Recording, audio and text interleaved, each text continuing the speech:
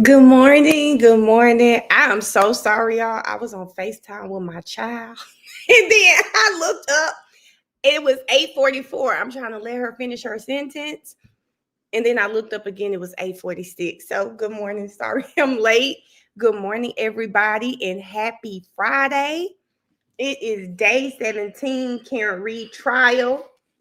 It ended with a bang yesterday. I don't know what we're going to get this morning. I really don't know if Deb is going to allow.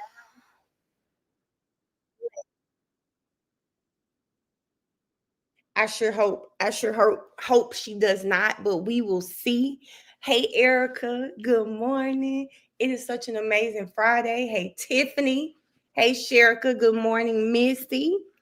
Missy, congratulations again on your new job, friend. Good morning, Rita. Good morning, Carol. Hey, Phoenix, how you doing this morning? Hey, Sugar. Good morning, Vitra. Hey, Jasmine. Hey, Haley. Good morning, Lexi. How are you? Good morning, Forrest. Forrest said, why was my comment deleted? Is there a buffer zone? You two may have done it. Good morning, Gigi. Hey, Alicia C. Hey, Jazz. Hey, Danielle. Good morning. Good morning, Sharonda. Hey, Quiet Storm. Hey, Tidra. Good morning, Brianna. Good morning, EBS. Hey, Jabria. Hey, Too Pretty. Good morning. Hey, Summer. Hey, Melissa. Hey, DJ Mommy. How are you? Hey, Keisha. Hey, Kaylin. Good morning, Alice. Hey, Sleepy. Good morning, Princess. Yesterday was a good day, Princess. Hey, Tracy. Hey, Heather. Good morning and happy Friday to you too, Kiss. Good morning, Tasha. Hey, Shalon. Oh, give me just a moment because I don't think I had it. I don't know why it's black. My banner's normally pink, but okay. Good morning, Fatima. Hey, TL Goldie. How are you this morning? Hey, Maggie. Megan. Hey, Shalon. Hey, Tasha. Okay, I'm back. I'm sorry, y'all. I think I hit something that it messed my flow up. Good morning, Kay. Hey, Stephanie. Hey, Khalees. Good morning, Ashley. How are you? Hey, Niara. Good morning, Felicia. Hey, Garielle. Good morning, Landis. Hey, Shannon. Y'all give me a second because I got to put my laptop on Do Not Disturb. Okay, there we go. Good morning, Shanti, the baby.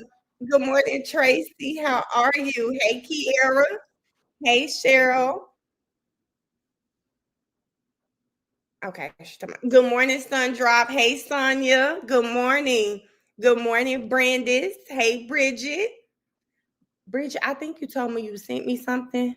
I feel so bad because after we got that live yesterday, child, I got myself ready and went to bed. I didn't even check the phones. I didn't even finish all my Diddy updates yesterday, so I'm gonna be super busy once I get off the live today and probably the rest of this weekend because I've got to catch up. Good morning, Melissa. How are you? Did you see Brennan slapped his laptop at the end yesterday? Y'all, I don't know why the layout is different today. I'm guessing StreamYard had an update.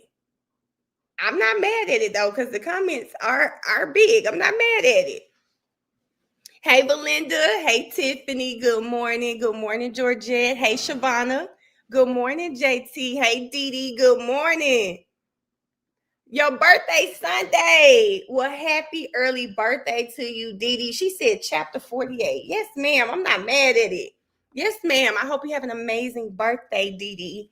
Hey, Karen. Good morning. Y'all want to watch Karen come through the buffer zone? I already got the stream up.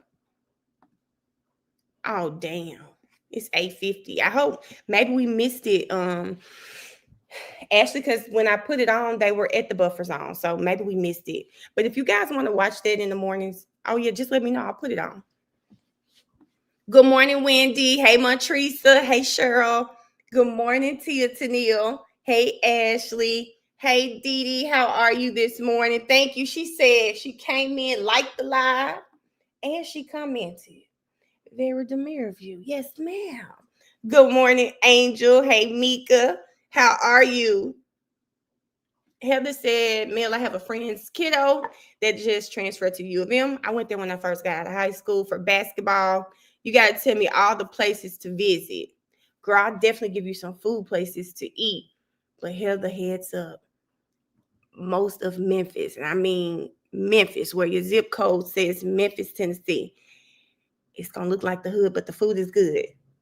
I'm telling you, looks like the hood, but the food is good. You could go to places outside of Memphis. Cordova is like the hood now too. It didn't used to be that way, but it is some good places. Germantown's still pretty okay. Collierville is still okay. But you want some good food, baby, you got to go in Memphis. And if you go in Memphis, just take your purse. Just take your purse. That's all.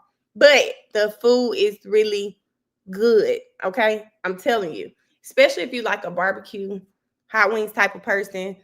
I mean, they have other restaurants, but that's my favorite thing to eat there. Good morning, Road Dog. Hey, Rain. How are you? Good morning, everybody. I don't know who that is on Twitch. Good morning. Shandy said that live was a lot, Mel. It was a lot going on. It was a lot going on. I got stressed, Shandy. Good morning, Day. She's still in the nick. Okay. Oh, yeah, Shanty. Well, good. Hopefully she'll get out of the NICU soon so you can get home with your baby. Good morning, existence. Happy Friday. Good morning. Hey, Mira. Good morning. Good morning. Hey, Davia. She said I fell asleep on the live. I think we got off around 10. It may have been 10 or 11. It wasn't super late though. It wasn't super late. I think I done made it to the end because I'm starting to see some of the same people. Good morning, Miss Davis. Hey, Sharita. Good morning, Nikki. Good morning, Tasha. Hey, Miss Cutie Pie. How are you this morning? She said the pics I sent you. Bridget, let me go check right now so I can show the live. But I feel like we saw it. And you know what? I probably didn't see it because it's in another inbox. Lord Jesus, it is. I gotta check this other inbox.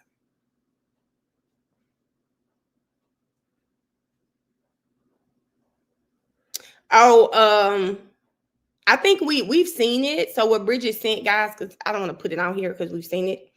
It's that the injury to John O'Keefe's head. Bridget said it looks like a swoosh. I wouldn't. It's curved, kind of. Good morning, Niara. It's curved, and that's what this picture is. That's a deep wound, though. Deep wound. How do y'all feel about the Emmys presentation yesterday?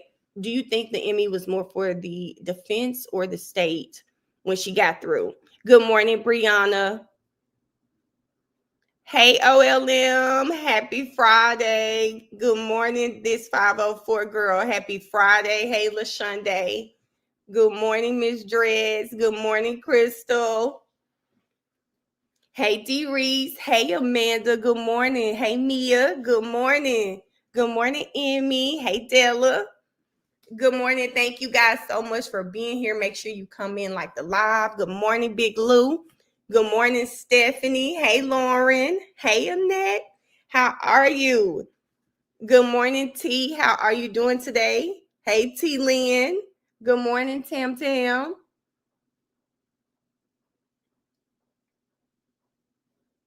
All day it was nothing crazy. I think at the live, it was just a couple of people consistently coming in, saying Cassie wasn't a victim. We were talking about Diddy.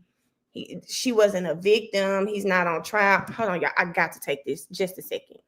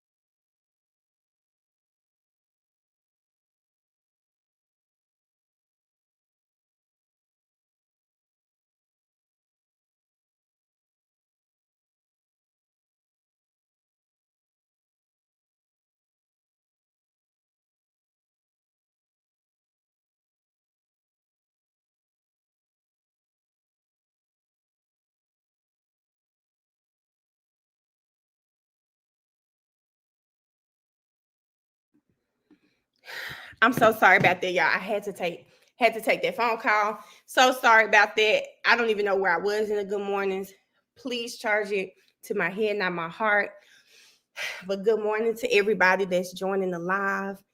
I appreciate you guys for being here. Please like the live as you come on in. Can't wait for the stream, friend. We can't wait for the stream either. I don't know. I think it's about 200 of us in here. So we like to do a little ratio. If the likes are already at 150, thank you. If you have not, just click the X and like the live. Shout out to all of my mods in the chat. I appreciate you ladies so much. You guys make sure this chat flows every day and that the messiness stays away. The messiness, not us, okay? I appreciate that so much. But I saw Jasmine say she was very neutral, but she helped the defense. I love a witness like her, where you can tell I'm just gonna stick to what I said in my paperwork and my reports. I appreciate her for doing that, because I think about, like, even the defense, we know each story needs to tell a side, but at least stick to what you said in your paperwork. Stick to what you said, and we don't have any problems. My problem with Jessica Hyde is that she seemed very biased. For her to get up there and say, I'm a friend of the court, you can't be a friend of the court and go against everything you said. I go back to her initial report where she said you needed to use many tools when you're doing this work. And then her very last report that they used in trial, she only used one tool. And surprisingly, it was the one tool that told the story the Commonwealth needed to tell. I have a problem with that, because now it feels like you can be bought. And that's not good. Good morning, Debbie. Hey, Mika. Hey, Candy. That's a problem. And see, in Miss Davis, that's what I love the most.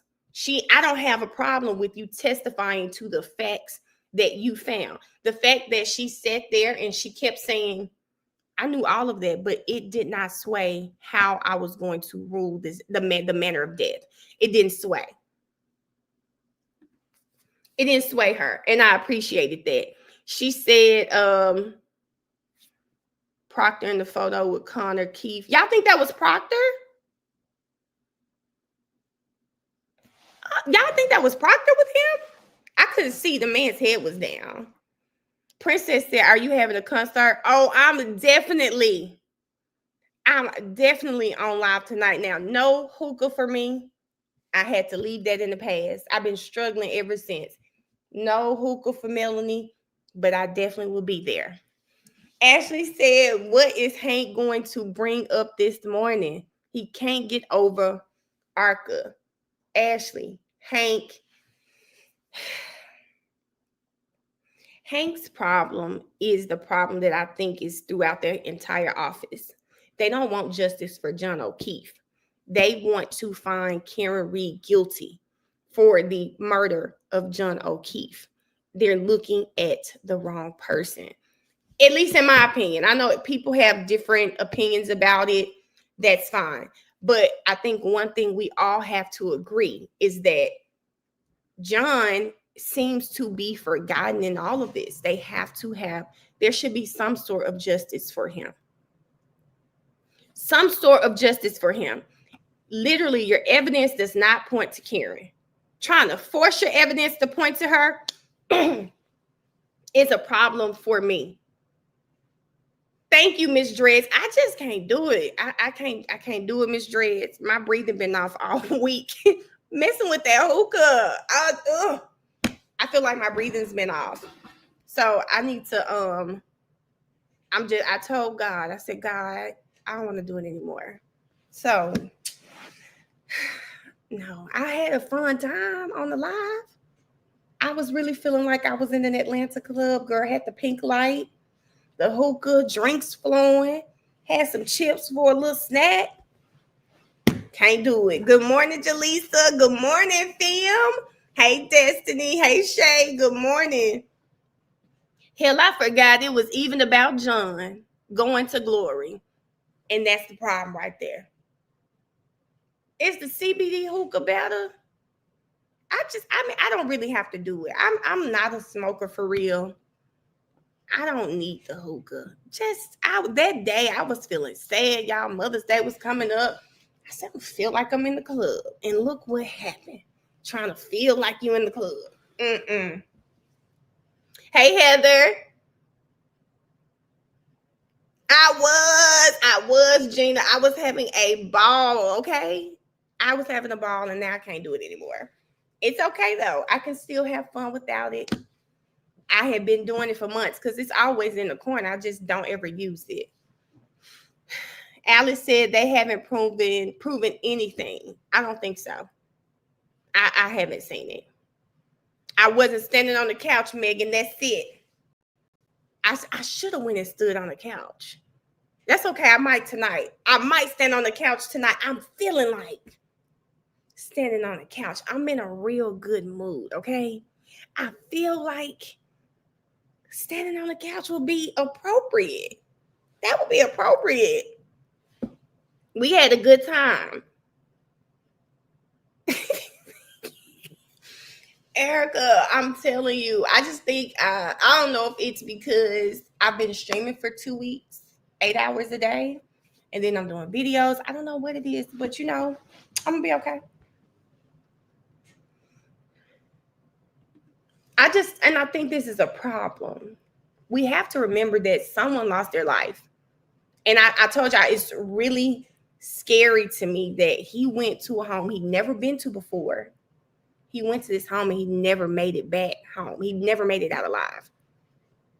Whether that's Karen hit him with a car and left him there, or though someone did something to him inside of the house. I don't know what happened. But what I do know is he should not have lost his life. He should not have lost his life. Karina said last night live was fire. I thought it was a cool live. I had a good time. I'm not a hookah queen, y'all. I have not smoked hookah. Let me tell y'all, 2020, during the pandemic, we were working from home. Babe, I used to have a hookah on my desk, okay? Because we were in the house. I don't know what I was on, but I just stopped smoking it. And then it just kind of became maybe if I'm out, maybe. But then I stopped doing it when I was out. Didn't want to do it. Somebody said it was worse than cigarettes, I think. And I was like, So I just stopped. I don't really smoke it that often. But we have 2 hookahs. And I was bored last week. And I was like, I'm going to smoke the hookah. And now my lungs like, you shouldn't have smoked the hookah. So, yeah. Hey, Kiki. Good morning. I'm smoke-free for 2 years now. Letter X, I can't wait to have my 2-year anniversary, okay? She said, I smoke my hookah every day. Girl, I wish I could. My lungs just ain't ready for it, y'all. Good morning, Nikki. My lungs are not ready for it, and that's okay. I can still have a good time without smoking the hookah. I mean, I live outside of Atlanta, so you think about it. You can't go to brunch in Atlanta and not have a hookah, okay? So when I first started smoking, I think I was in Atlanta because when it was in Memphis, I was like, It's so prevalent in Atlanta. Now it's everywhere, honestly. But this was when I first moved here in like 2016. Yeah, Jaleesa, I can't do it. I told my niece, she was listening to me talk to y'all last night on the live. I got off. She like, are you okay? I'm like, I'm fine. I think I'm feeling the effects of that hookah. So I gotta get it back together.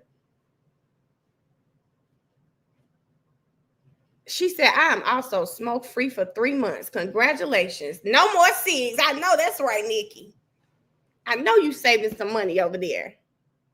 Tori, keep a portable hookah. Child, I have a cousin.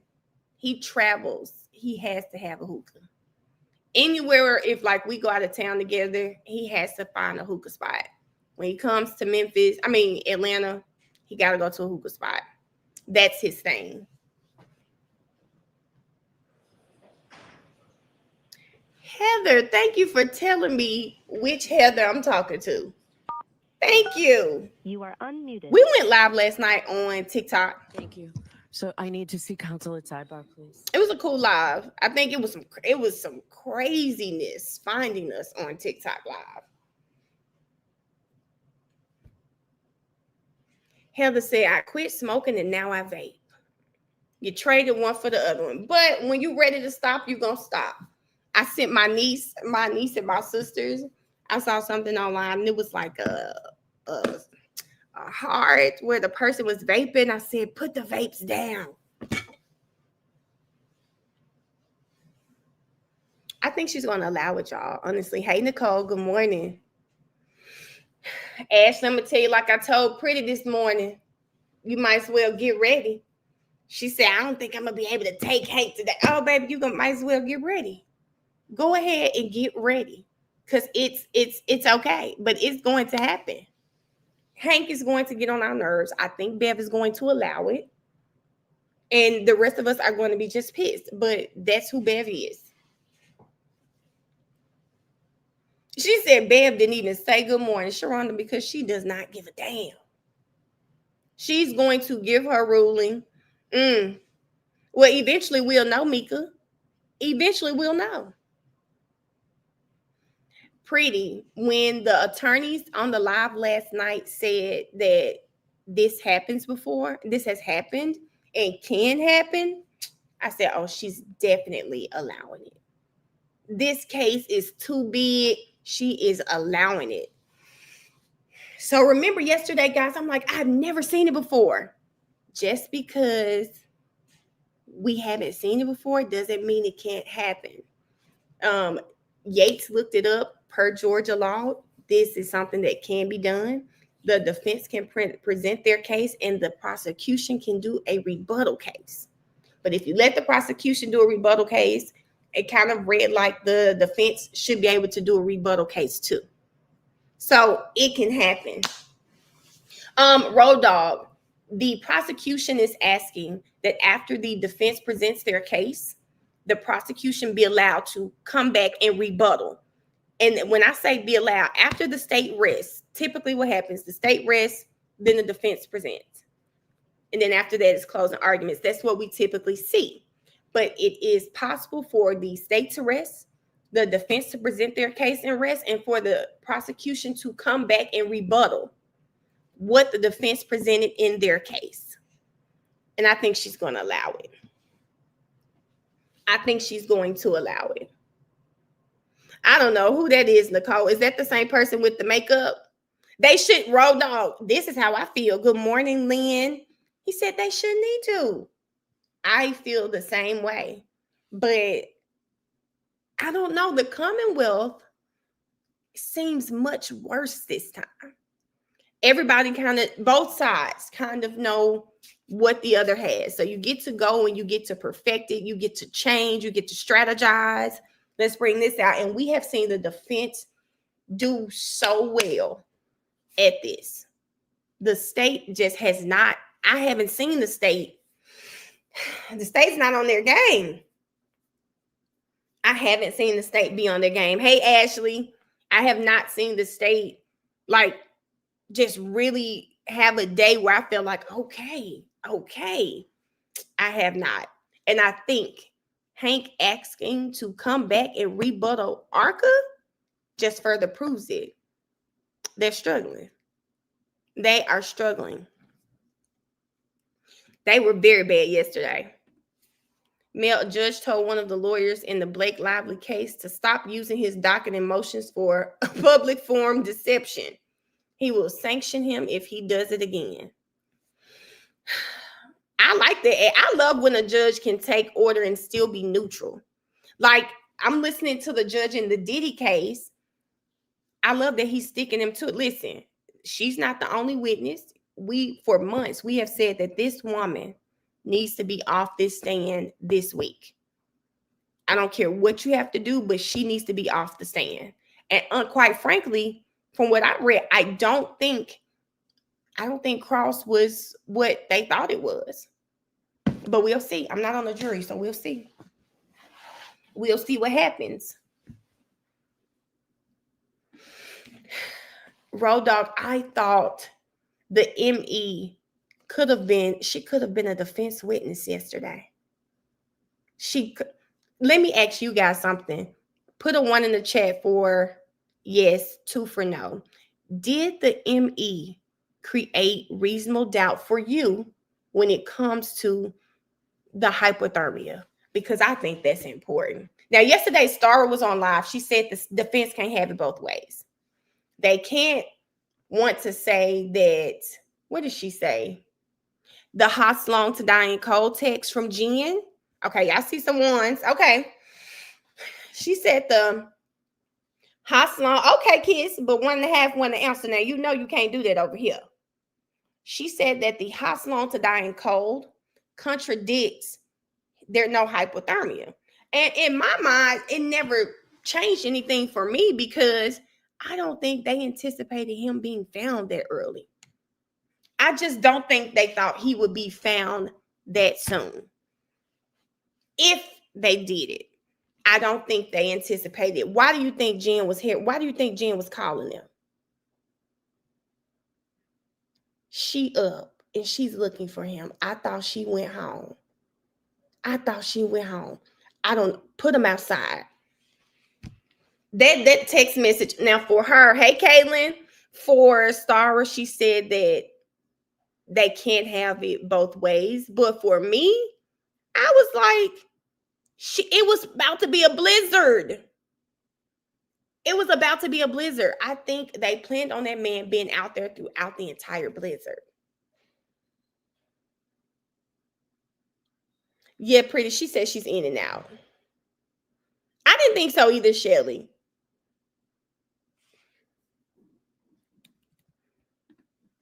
Because here's the thing, guys, that I'm going to say. Two things can be true. He was held somewhere, right? Then put outside. And Jen thought he would have been outside for a long period of time. Two things in my mind can be true. Because I'm always going to go back to why the hell was she Googling that at 2:27? Nikki is starting to feel that way. It's really starting to feel. Remember, when Karen got to him, he was not dead. We have to remember that he was not dead. So when he was put out in the snow, he was alive.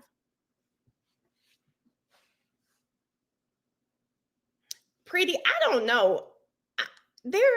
Some of the lawyers really, and maybe it's lawyer brain, because I get the sense that a lot of lawyers think she's guilty. I don't know. I don't know. And again, they're looking through the lens of, they have witness cases similar. When I say similar, I mean somebody's found unresponsive somewhere. You got to figure it out, all of that. But I get the sense that a lot of them, it's like, it's not like it is for us seeing it.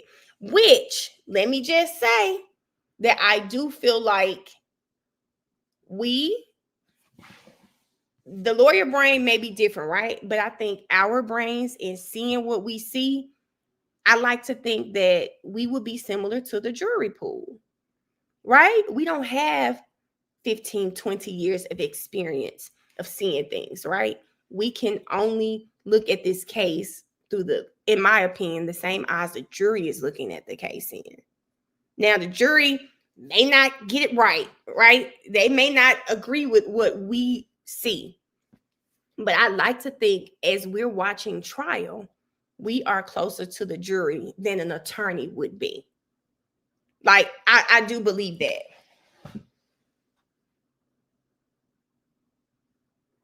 Happy early birthday. I see Shameen about to have a birthday. Happy early birthday, girl. Have a great birthday weekend.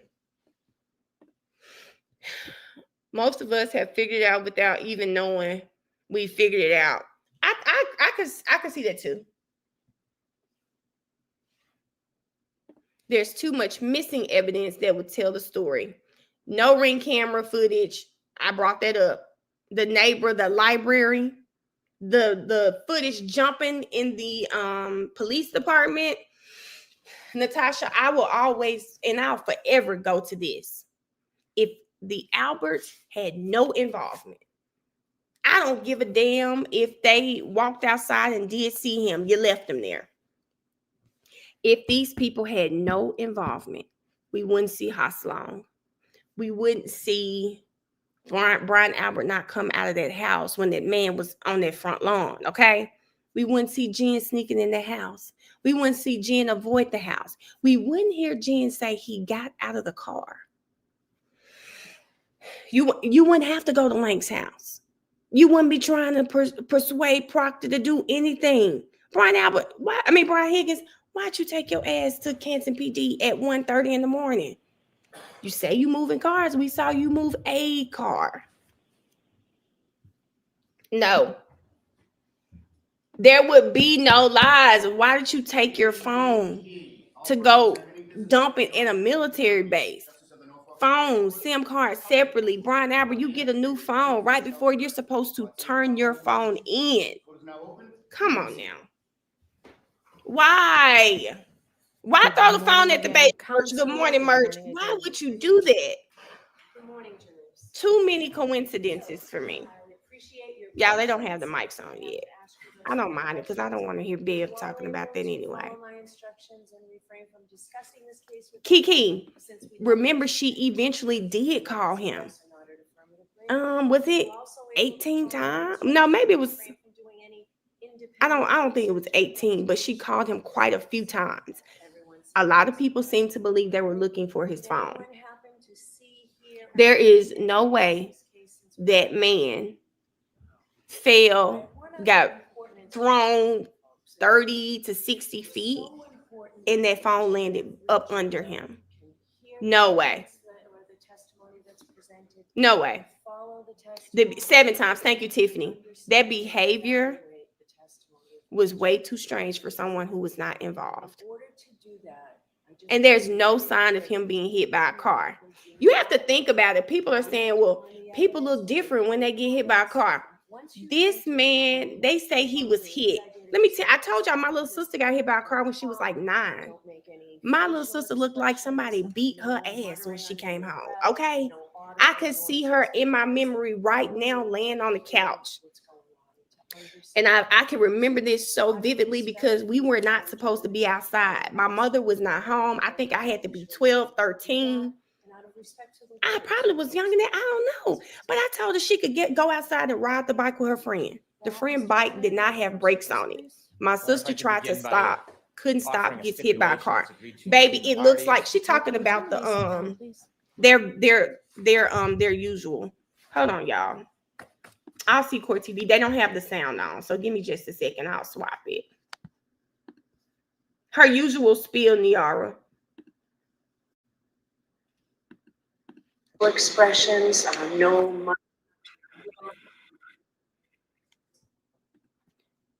Why y'all didn't tell me? Y'all can't hear?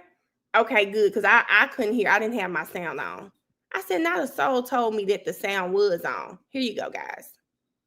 Because people need to hear what's going on, to understand everything. So out of respect for your fellow jurors, I would ask that you be very careful to make sure you don't do that. And out of respect to the lawyers who worked so hard to get this case before. Okay? Thank you very much. Mr. Brennan, your first witness, please. Or if I could begin by offering a stipulation that's agreed to between the parties. Okay, can we turn the AC down, please? Y'all, she was telling the jurors not to make faces and sounds and be respectful to the attorneys. Child, who are they making faces at? Is it Hank? There I go. I turned it all the way up. Yeah, what the jury been doing? Thank you. Yes. Your Honor, if I may, I'd like to read a stipulation agreement between the Commonwealth and the defense. Okay. And the stipulation between the parties is as follows. Now comes the Commonwealth and Karen Reed, the defendant in the above captioned matter. Both parties respectfully stipulate to the following. The 2 Massachusetts State Police troopers present at the autopsy conducted by the medical examiner, Dr. Scortibello, on January 31st, 2022, were Trooper Keefe and Trooper Watson. Former Trooper Michael Proctor was not present. Thank you. And okay, there y'all go. That was Proctor. With that, Your Honor, I'd like to introduce and play clip number 21. Okay. Paul. Good morning, Miss Sheila. Hold on one second, please. I just want that. For everyone who thought that was Proctor, Hanky said he saw y'all on Instagram, he saw y'all on X, he saw y'all on TikTok. That was not Proctor. They have stipulated to that fact. So go shut it down. That was not Proctor. Can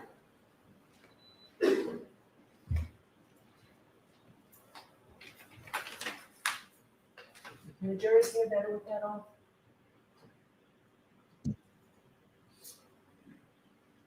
Y'all can't. What is the jury doing, y'all? So John's laying there, his left and his right, and I approached John from the left. That's where the street is. And he had a piece of glass, like perched on his nose, like just wedged like a splinter would be. And I just pulled it, and as soon as I pulled it, it just gushed blood down his face. So he was still alive. He was still alive. I hate. Baby, who laughing at that man? So we need this marked. Yes. We have the item. Exhibit 169.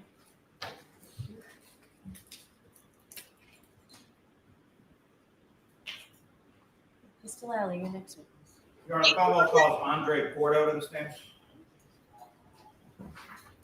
Y'all, when you see Lally up, you already know. Here comes Lally forward.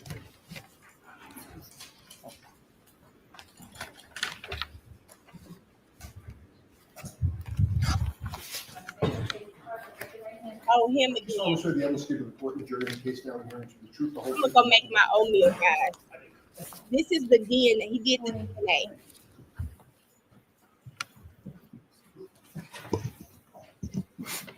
Hey, Mr. Lally, whenever you're ready. Thank you, Your Honor. Good morning, sir. Morning. Could you please introduce yourself to the jury, spelling your last name for the court? Yeah, my name is Andre Porto, last name spelled Porto. And what do you do for work, sir? I'm a forensic scientist too in the DNA unit at the Massachusetts State Police Crime Lab. And where did you go to school? I received my undergraduate Bachelor of Science in Microbiology from the University of Massachusetts in Amherst. And then I received a Master of Science in Biomedical Forensic Sciences at the Boston University School of Medicine. Now, following your education, where did you go to work? I started at the Massachusetts State Police Crime Lab in the DNA unit. And how long have you worked at the state lab? Slow down. Oh, yeah, sorry. How long have you worked at the state lab, sir? Since September 2019. Now, when you joined the lab, what was your position and title that you were initially hired for? I was hired as a forensic scientist 1. Now, can you please explain to the jury your duties and responsibilities as a forensic scientist 1? Sure. So a forensic scientist 1 is a trainee position where we're hired and we undergo an extensive training program where we do undergo the analysis process in training casework samples, where we learn how to do the lab work and analyze profiles. And at the end of this training, I took a competency test to make sure that I was able to accurately conduct the DNA analysis process.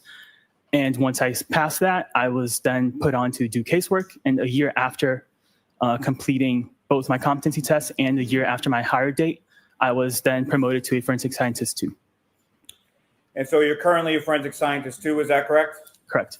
And what is the difference between a forensic scientist 1 and a forensic scientist 2? So a forensic scientist 2 is just the automatic promotion that you get after a year of hire and passing the initial competency test. And we're able to do the DNA process in casework samples. Now, so what type of analysis do you currently do at the Massachusetts State Police Crime Laboratory? I can do the DNA analysis process in casework and known samples. That includes the lab work as well as analyzing the DNA profiles that are generated from the work. Now, first, just in general terms, but specifically with reference to DNA analysis, can you explain to the jury how is that analysis performed? Sure. So there's 4 steps in the analysis process. The first step is extraction, where we apply heat and chemicals to the samples to break open the cells and release that DNA to be available for use. Step 2 is called quantitation, where we take a small sample of that extracted DNA to estimate, and we use chemicals and run it through an instrument to estimate how much DNA we extracted. And then we proceed to step 3, which is called amplification. And that's basically, think of it as a molecular photocopier where we target specific areas of the DNA to make millions of copies of it. And then we run it through, go to detection, where we run it through an instrument, and we generate the DNA profile as an electronic file on a computer. Now, is the state lab where you work accredited? Yes, it is. And by whom? We are accredited by an organization called ANAB, which stands for ANSI, National Accreditation Board, and ANSI stands for American National Standards Institute. I need you to slow down, please. Sorry. Please. Sorry. Now, Mr. Porto, are there steps taken in your lab during that process that you were just explaining to prevent against contamination? Yes, there are. And can you explain what those are? Sure. So there are various steps. One step to prevent contamination between analysts would be to bleach and wipe down the workstations before use and after. Another way to prevent DNA transfer from analysts to the samples is to wear personal protective equipment, such as lab coats, gloves, masks, hairnets, and beard guards. And a way to prevent transfer from sample to sample would be to frequently change gloves, as well as only have one sample open at a time. Now, with your work at the lab, is there a review process that your work undergoes? Yes, there is. And can you describe that process to the jury? Sure. So once I complete my work, the file undergoes 2 types of reviews. The first is a technical review where another qualified analyst will take the file and they'll do their own independent assessment and make sure that they come up with the conclusions and that they agree with the conclusions that I reached. And they'll also make sure that all the protocols were followed and every decision is scientifically sound. Once that review is completed, it undergoes an administrative review, where another qualified analyst will then look through the file and they look for clerical errors, such as typos or missing page numbers or missing case numbers. Once those 2 reviews are completed, the results can then be reported out. Now, as a part of that accreditation process that you were speaking about a few moments ago, do you undergo anything called proficiency testing? Yes, I do. And can you explain to the jury what that proficiency testing process consists of? Yeah, so a proficiency test is a test that's administered twice a year by an external vendor. And the results of this test are not known to the analyst at the time. And we basically treat it like it's a real case where it undergoes the analysis process as if it were a real case. And this test is used to show that the analyst is demonstrates ongoing competency in the DNA analysis process. And successful completion of the test is required to maintain qualification as an analyst. And what areas do you specifically undergo proficiency testing in? DNA analysis. And have you successfully completed each of those proficiency tests that you've taken? Yes. Now, Mr. Porto, could you explain to the jury what exactly is DNA? Yeah, so DNA stands for deoxyribonucleic acid, and it's basically the building block that makes us who we are. We each have 2 copies of our DNA, one that we inherit from mom and one that we inherit from dad. And that this combination makes sure that, barring with the exception of identical twins, we all have different DNA. And is DNA the same in every cell of a person's body? Yes. So what that means is if I were to take a blood sample and a saliva sample from the same person, the same DNA profile will be generated. Now, you spoke a bit earlier about the different steps included in the DNA testing. If you could, just a little bit slower, go through each of those 4 steps again for the jury. Sure. So like I said, it's a 4-step process. So extraction, quantitation, amplification, and detection. So extraction, we use chemicals and heat to burst open the cells to make that DNA available for use. Quantitation, step 2, we take a small sample of that extracted DNA. We use a different set of chemicals and an instrument to estimate how much DNA is available for use. Amplification is the 3rd step, which I mentioned is the basically molecular photocopier, where it makes millions of copies of specific areas of the DNA. And then the 4th and last step is detection, where we run those amplified copies through an instrument and we generate the DNA profile as an electronic file on the computer. Now, Mr. Porto, what is STR? So STR stands for short tandem repeats, And they're the locations that we're making the millions of copies of. Now, in your work at the lab, do you have something that's referred to as a known item? Yes. And can you explain to the jury what a known item is? Sure. So a known item is an item that's taken directly from a person to be used as a reference sample, so we know what the source of that profile is. And conversely, what is a questioned item? A questioned item is an item that's taken, let's say, from a crime scene where we don't know what the source is. Now, do you also have terminology within your lab as far as a parent versus a child item? Yes, we do. And can you explain how those labels are and how they reference to what you do in your work? Sure. So a parent item is, for example, the original item, and the child is a sample of that item. So, for example, this box of tissues would be the parent item, and if you were to swab the outside, the swab would be the child item. So the box of tissues would receive, let's say, an item of 1-1. The swabbing of the outside would receive an item of 1-1.1. Now, what are positive and negative controls? Yeah, so a positive control is a control that it's a known sample with a known DNA profile that we use in every step of the DNA analysis process to make sure that each step and instrument worked as expected and properly. And then a negative control is a sample that has no DNA in it. It only receives the chemicals that we use. And that's to ensure that the chemicals that we're using don't have any DNA inherent to them. Now, when you as an analyst or a forensic scientist too are assigned work within the DNA unit, where do you retrieve that evidence from? Yeah, so I retrieve it from a locked cold room that's only accessible via keycard. Now, why are items kept in cold storage? Yeah, the cold storage helps preserve the DNA for long-term storage. And as far as the heat versus the cold, why is it that it's specifically kept, or why does the coldness of the storage room help preserve the item? The cold can help prevent, let's say, growth of bacteria and mold that can degrade DNA.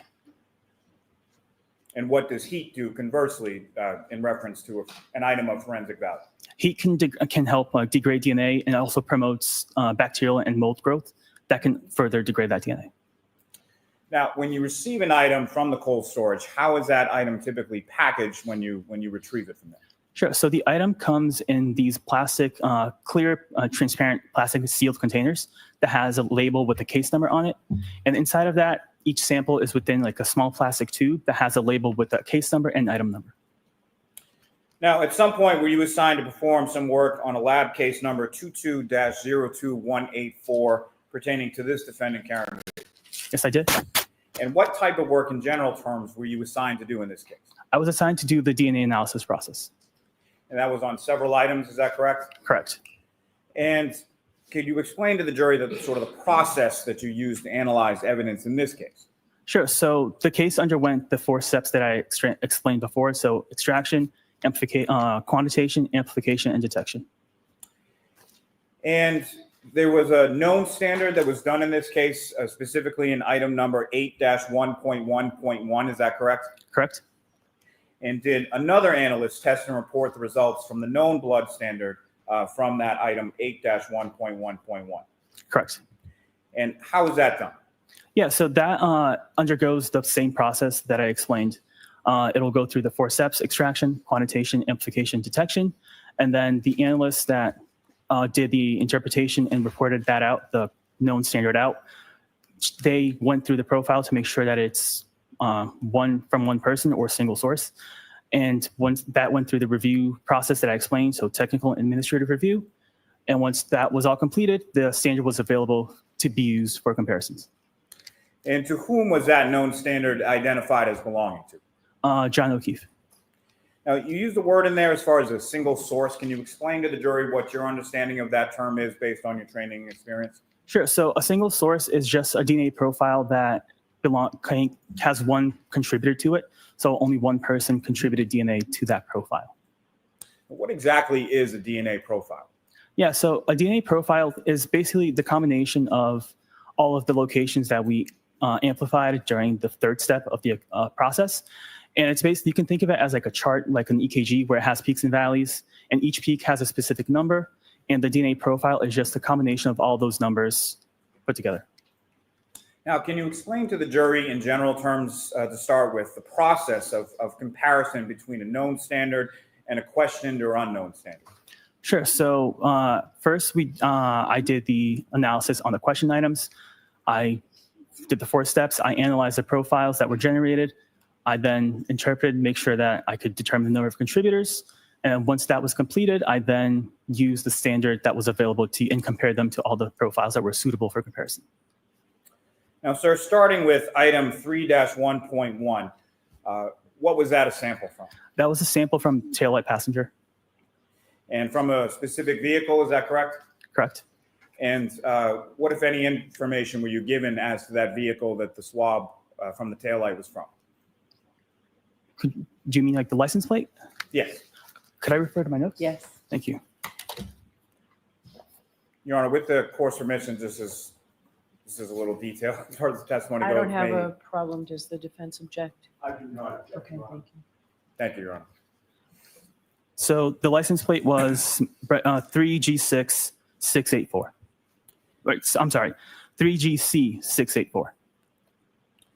Now, with reference to the swab from the taillight, were you able to generate a DNA profile from that item?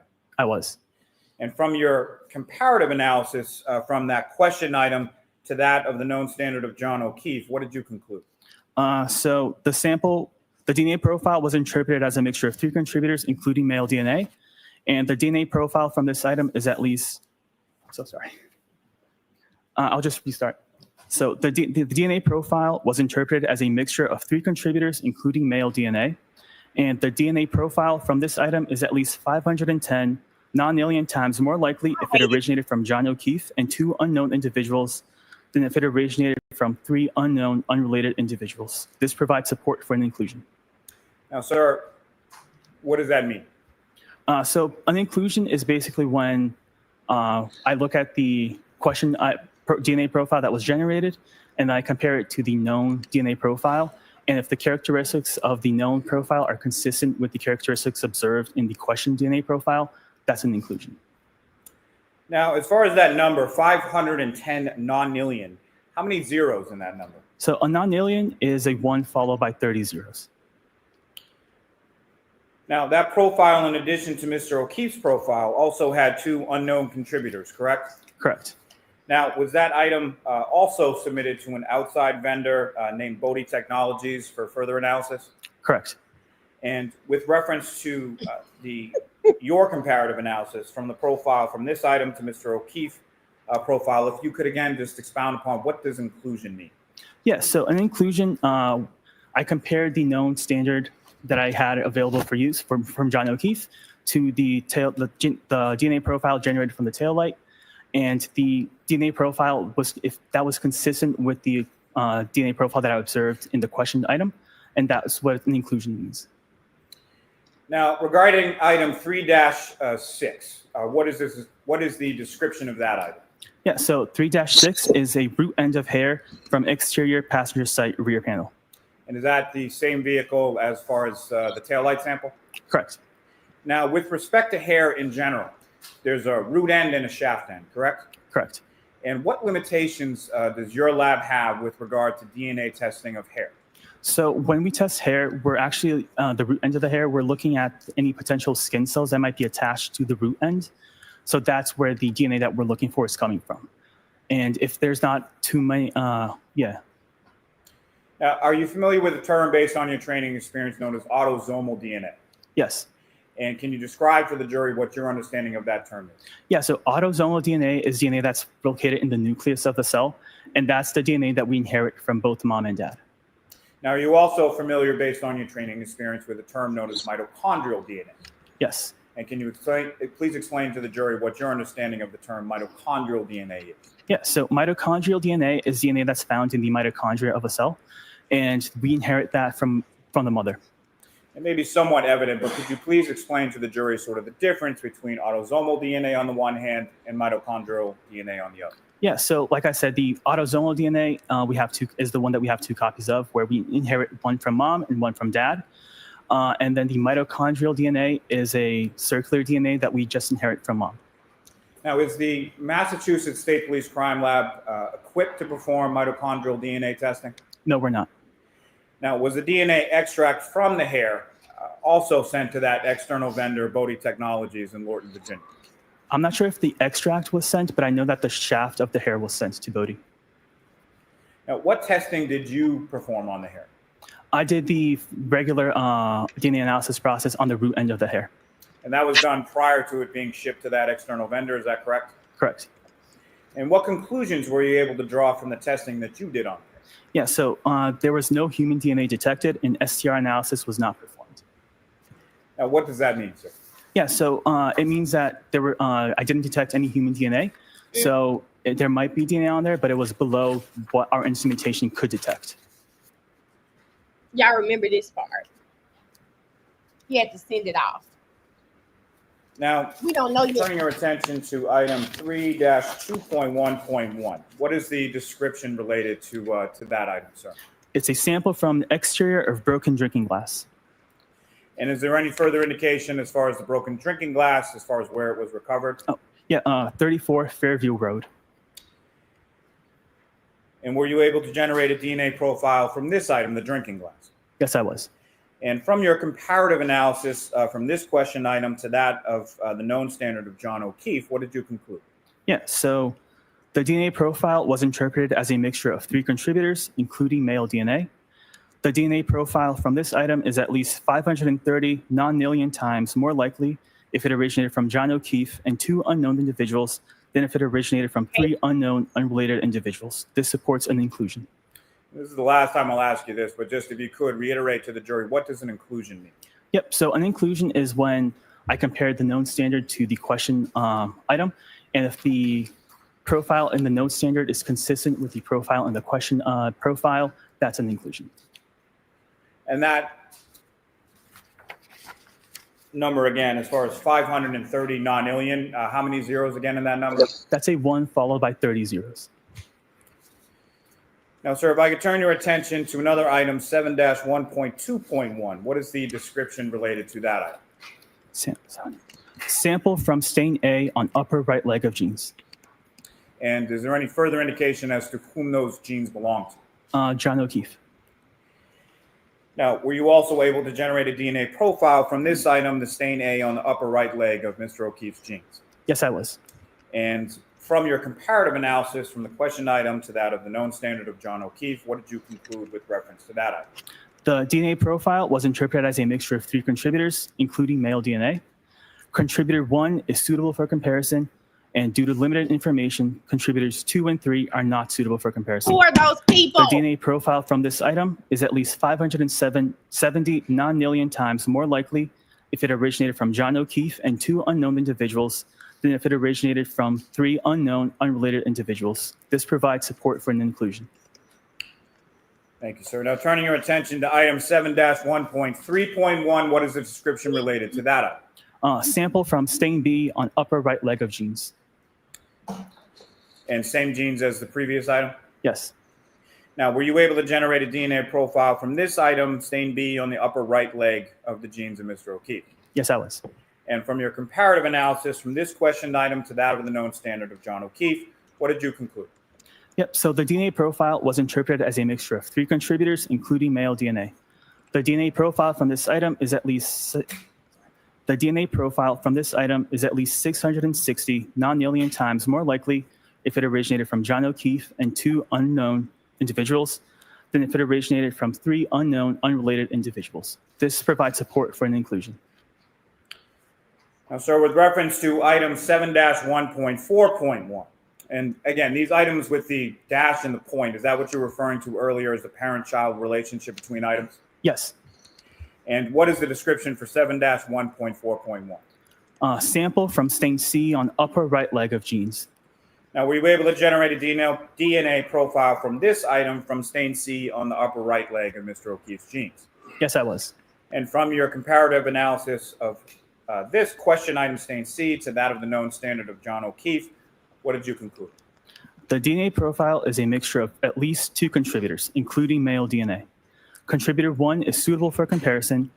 Due to limited information, contributor 2 is not suitable for comparison.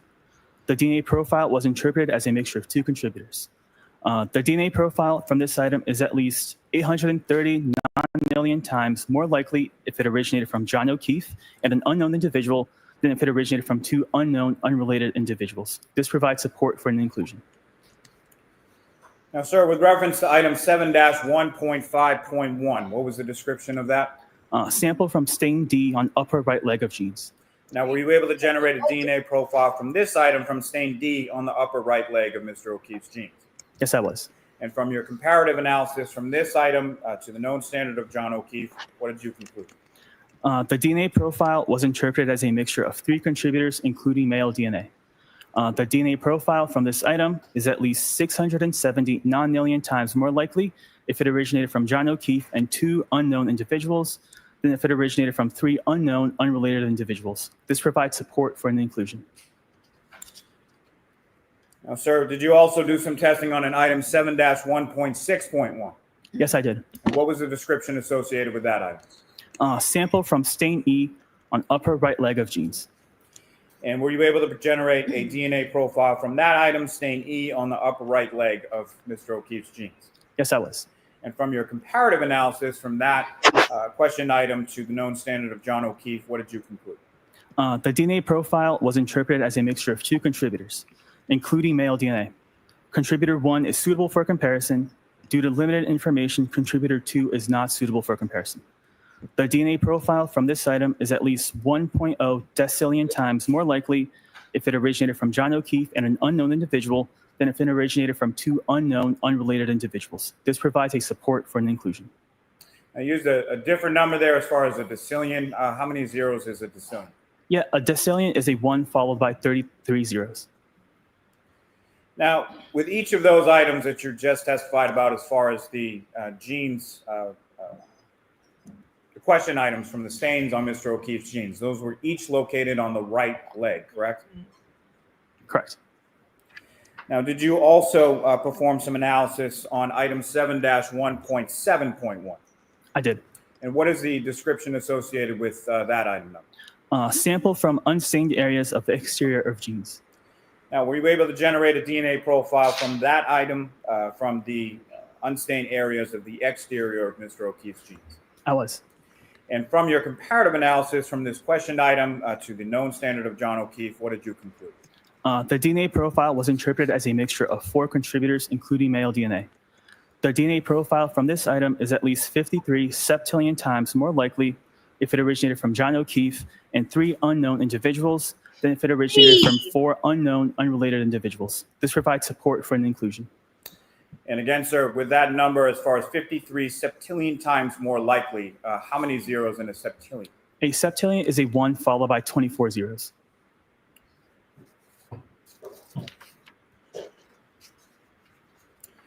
Now, sir, if I could turn your attention to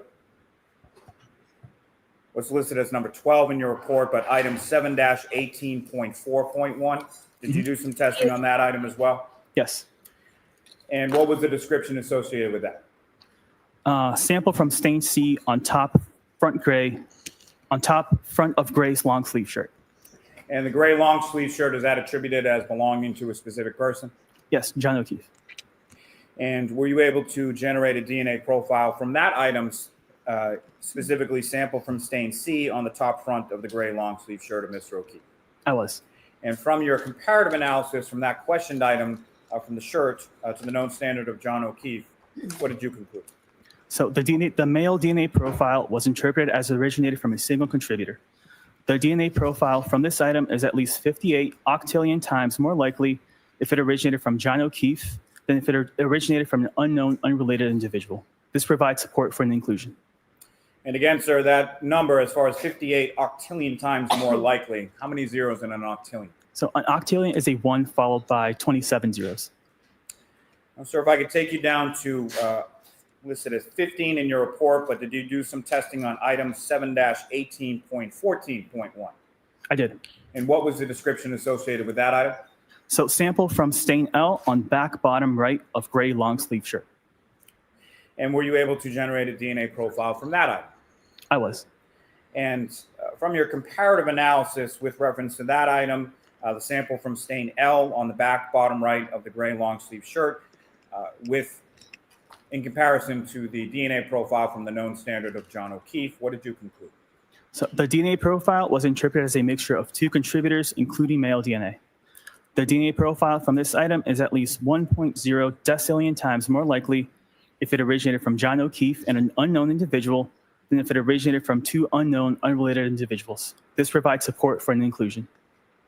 Now, sir, did you also perform some analysis on an item numbered 7-18.17.1? I did. And what was the description associated with that item, sir? Sample from unstained areas of exterior of gray long sleeve shirt. And similarly, were you able to generate a DNA profile from that item, the sample from the unstained areas of the exterior of the gray long sleeve shirt of Mr. O'Keefe? I was. And from your comparative analysis from that question item to that of the known standard of John O'Keefe, what did you conclude? The DNA profile was interpreted as a mixture of 2 contributors, including male DNA. Contributor 1 is suitable for comparison. Due to limited information, contributor 2 is not suitable for comparison. The DNA profile from this item is at least 960 nonalien times more likely if it originated from John O'Keefe and an unknown individual than if it originated from 2 unknown, unrelated individuals. This provides support for an inclusion. Thank you, sir. I'm going to group a couple, 4 separate items from your report, starting with what's listed in your report as number 9 is item 7-3.1, correct? Correct. And what is the description associated with that item, sir? Sample from stain D on right instep of sneaker. And 11 from your report, you also did some analysis on item 7-18.3.1, is that correct? Correct.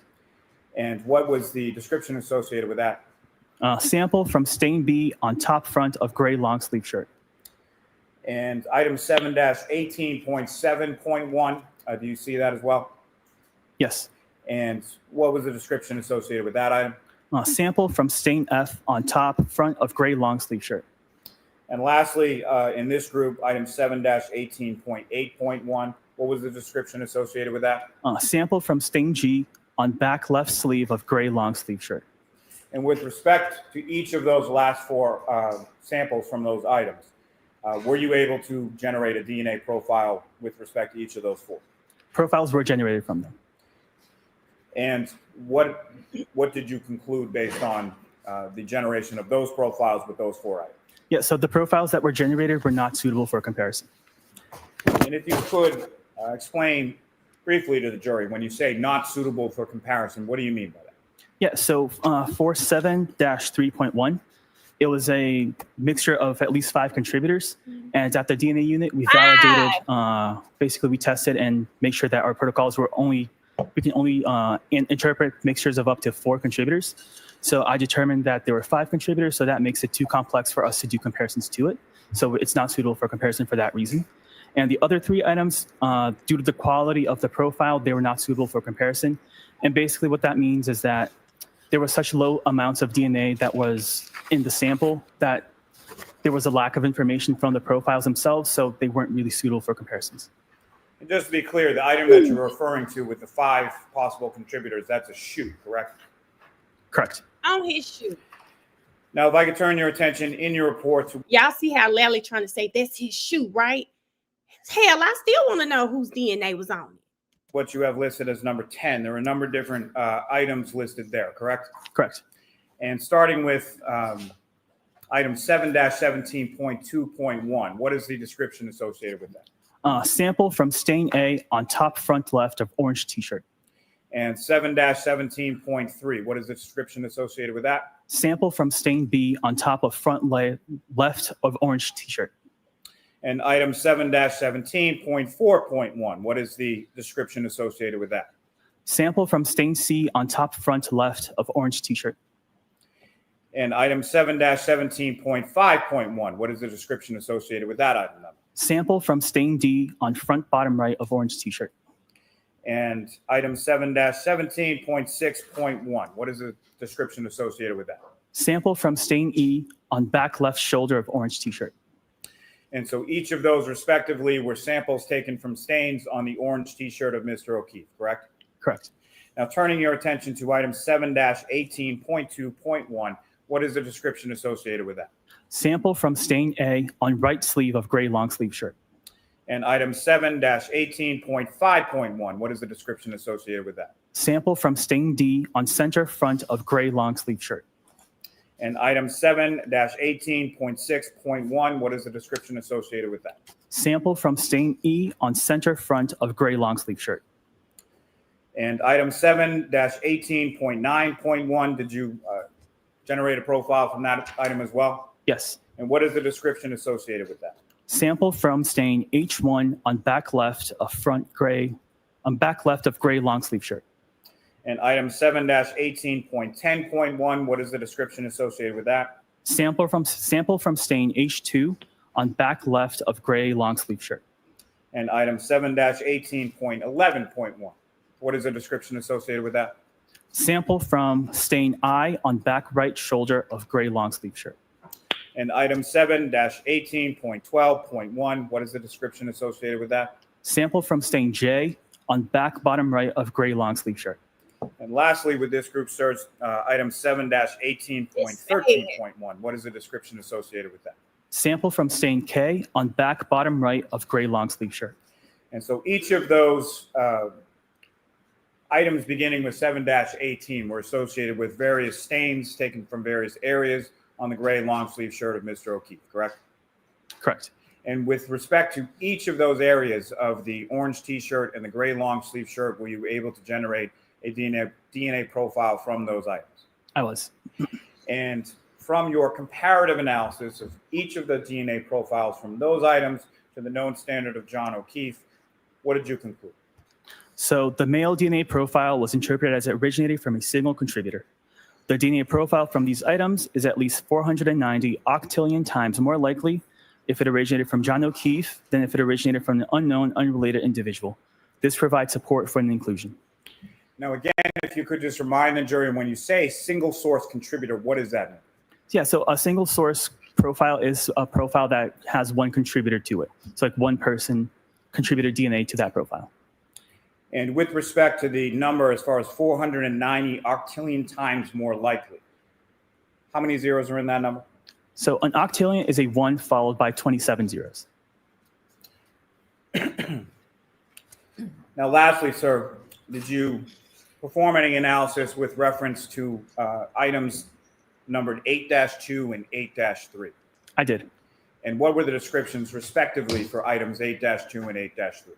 So item 8-2 was right hand fingernail clippings from John O'Keefe, and item 8-3 were left hand fingernail clippings from John O'Keefe. So fingernail clippings from both the right and left hand of Mr. O'Keefe. Correct.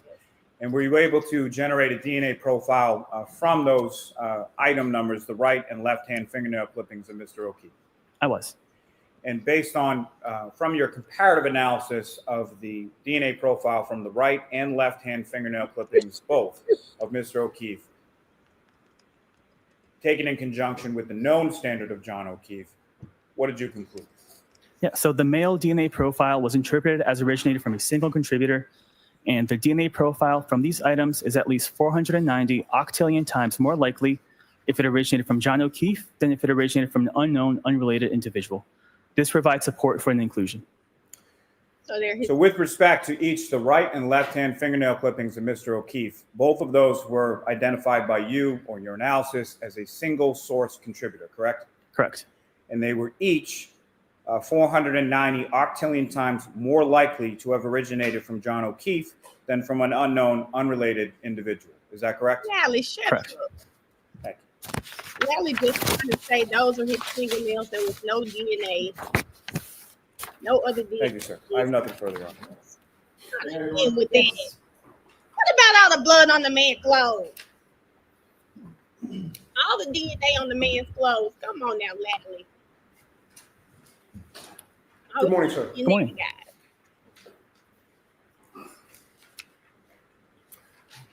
Mr. Porto, I would like to start by asking you about item 3-1.1, which you've identified as a sample from the passenger side taillight of the vehicle. Can you orient yourself in your report to that item? Yes. And that, of course, was the passenger side taillight that was attached to the vehicle, correct? Correct. You were never asked to do any DNA comparison on any pieces of taillight connected with this case, correct? Let me check my other report.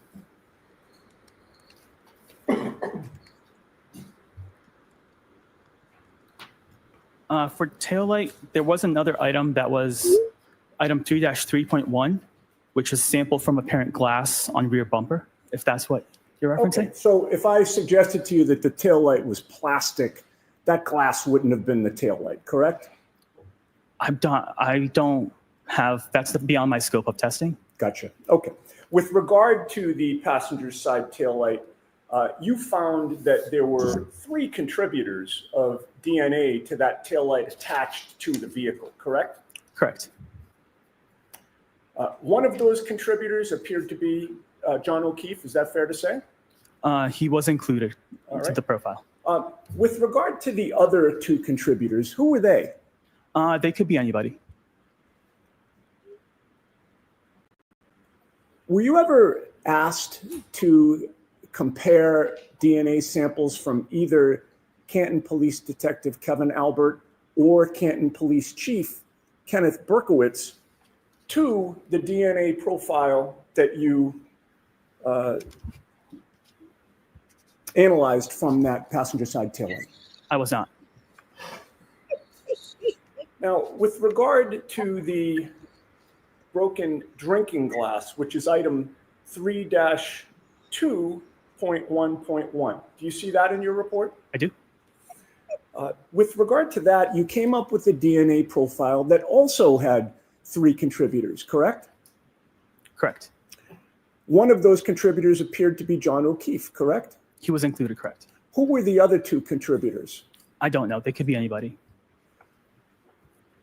Were you ever asked with regard to that broken drinking glass to compare the DNA profile that you analyzed with the DNA of either Boston Police Sergeant Brian Albert or ATF agent Brian Higgins?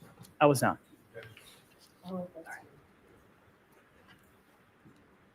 Now, with regard to 7.1.2.1, or maybe it's 7-1.2.1, that's the stain A from the upper right leg of the jeans? Correct. All right. And you were aware, you were told that those were the jeans that John O'Keefe was wearing on the morning in question when he was found? Based on the sample description, that's what it seems. All right. And it turned out that his DNA was on his own jeans, correct? He was included in the profile. All right. And that was unsurprising to you, correct? And with regard to that item, you found that there were 3 contributors of DNA, correct?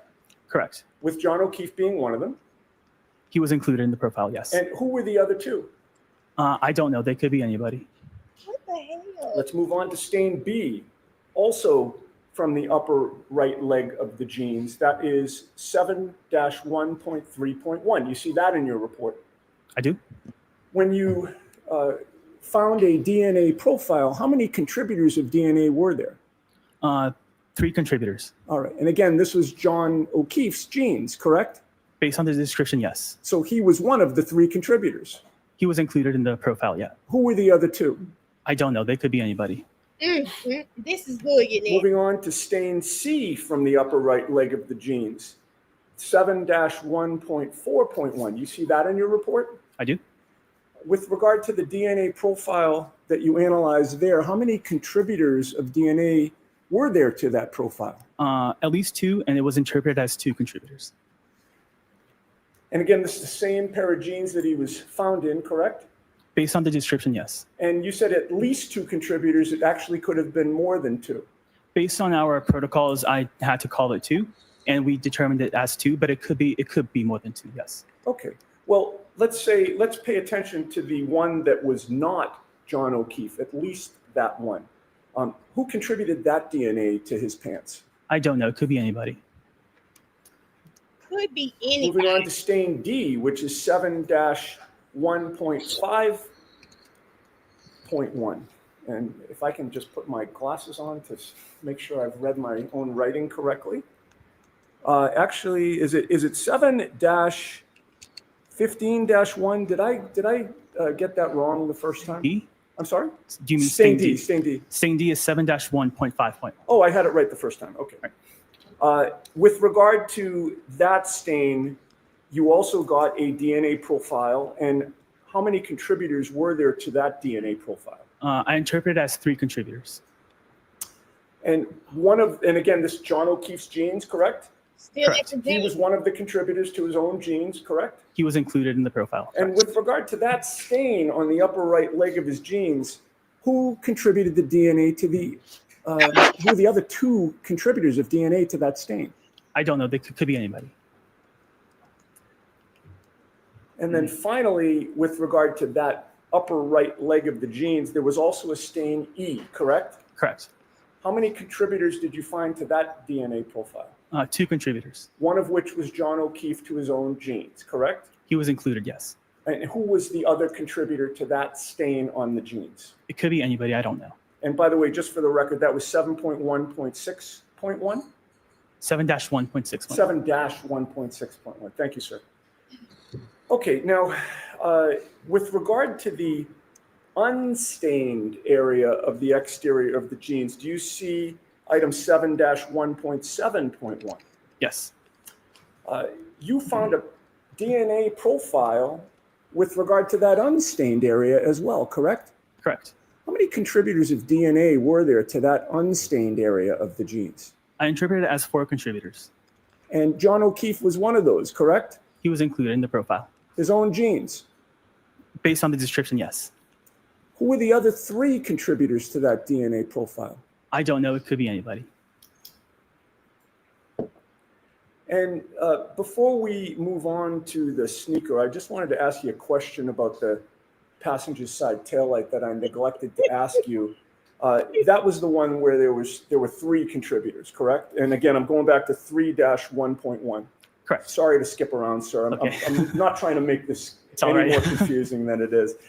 With regard to the passenger side taillight and that DNA profile, are you able to determine when that DNA was deposited on the passenger side taillight that was attached to the vehicle? No, I'm not. Are you able to testify with any certainty that it was deposited there, say, on January 28th or 29th of 2022? No, I can't. So Good consistent with your analysis of it, are you able to say whether it occurred prior to January 28th of 2022? No, I can't. Were you aware that that vehicle was John O'Keefe's girlfriend's vehicle? I was not. Were you provided any information about just how often he had been in and around that vehicle prior to January 28th of 2022? Good job, you lady. So moving on to 7-3.1, which was the right instep of the sneaker, correct? You see that in your report? Yep. With regard to that particular stain, you noted how many contributors of DNA? Yeah, it was interpreted as at least 5 contributors. And when 5 on the same. you have interpreted as at least 5 contributors, what does that do to your ability to find out who contributed that DNA? So based on our protocols, we're not able to do any comparisons to any mixtures that are 5 or more contributors. So it's not suitable for comparisons. Okay, which means that with regard to the sneaker, at least, you couldn't even say whether John O'Keefe's DNA was on it, correct? Correct. And with regard to all 5, do you have any idea who contributed the DNA to that sneaker? No, I don't. 5 people. Now, Could be some of the people. moving on to, I just have a couple more for you, sir. Moving on to I don't know. what is labeled as stain L, which is 7-18.14.1, I believe. Do you see that in your report? I do. And that was a stain on the back bottom of his long sleeve shirt, correct? Correct. And were you told that the long sleeve shirt was his outer clothing when he was found? I don't believe so. How many contributors to that stain on the back bottom of his long sleeve shirt did you find in that DNA profile? I interpreted it as 2 contributors. And did you make any match with regard to either of those contributors or both? I did comparisons, and John O'Keefe was included as one of the contributors. Okay, so John O'Keefe was a contributor of DNA to his own long sleeve shirt, correct? Based on the descriptions, correct. All right, and whose other DNA was on that shirt? I don't know. How many contributors? And then finally, with regard to 7-18.17.1, that was an unstained area of the exterior of that shirt, correct? That same long sleeve shirt. Correct. And you tested that and got a DNA profile, correct? Correct. How many contributors were there to that DNA profile? I interpreted it as 2 contributors. Was John O'Keefe one of them? He was included as one of the contributors. Okay, so his DNA was found on his own shirt, correct? Based on the description, correct. And who contributed the other DNA profile to John O'Keefe's sweatshirt? I don't know. With regard to any of the stains on the upper right leg of the jeans, I counted 1, 2, 3, 4, 5 that you've discussed here today. Were you ever asked to compare the DNA profile with the DNA profiles of either Brian Higgins or Brian Albert? I was not. Oh, All sorry. right. Oh, sorry. And your answer was you were not? I was not. Did anybody ever provide you with DNA profiles of Brian Higgins or Brian Albert? Sustain to that. He probably like, who are these people? I may have one moment, Judge. Yes.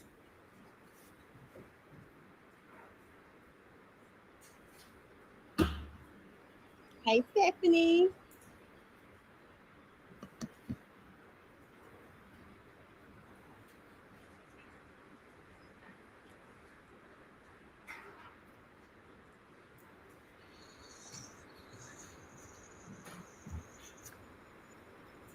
I just have one more question for you, Mr. Porto, and I do want to thank you for answering all my questions here today. You wrote reports on your analysis of all the items and the work that you did on this case, I did. and you are directed pursuant to protocol to address those reports to somebody, correct? Correct. Who was it that you sent the reports to in this case?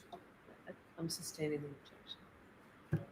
What? Did you send those reports to Michael Proctor? Sustain. Jurors, strike the question. Look at me. Nothing further. Thank you, sir. What's the problem if you Yes. send them to Michael Proctor? Why doesn't she happen to know this? Oh, I want to know, like, why can't this come out? Mr. Porto, based on your training and experience and years of doing DNA testing at the lab, when it comes to samples from items of clothing, That's what I is it want to know. uncommon or common to have multiple contributors? That depends. It can happen, but it's possible, yes. Is it something that's a complete anomaly? I wouldn't say so, no. Now, turning your attention back to item 3-1.1, that's the sample from the passenger side tail light of the defendant's vehicle, correct? Correct. And Mr. O'Keefe was found to, his known DNA profile was found to be an inclusion for the DNA profile from the swab from the defendant's passenger side tail light, correct? He was included in the profile, yes. Lagging. And to what statistical, what is the number associated with that inclusion? The DNA profile from this item is 510 non-alien times more likely to have originated from John O'Keefe and 2 unknown individuals than if it originated from 3 unknown unrelated individuals. Now, Mr. Porter, if I could turn you back to number 10 in your report, there's a number of different items listed there, correct? Correct.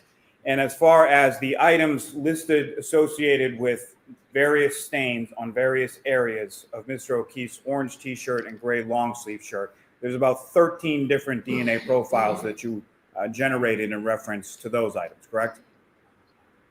Correct. And grouped everything. And from those 13 different items, they're all from a single contributor. Is that correct? Correct. They were interpreted as originated from a single contributor.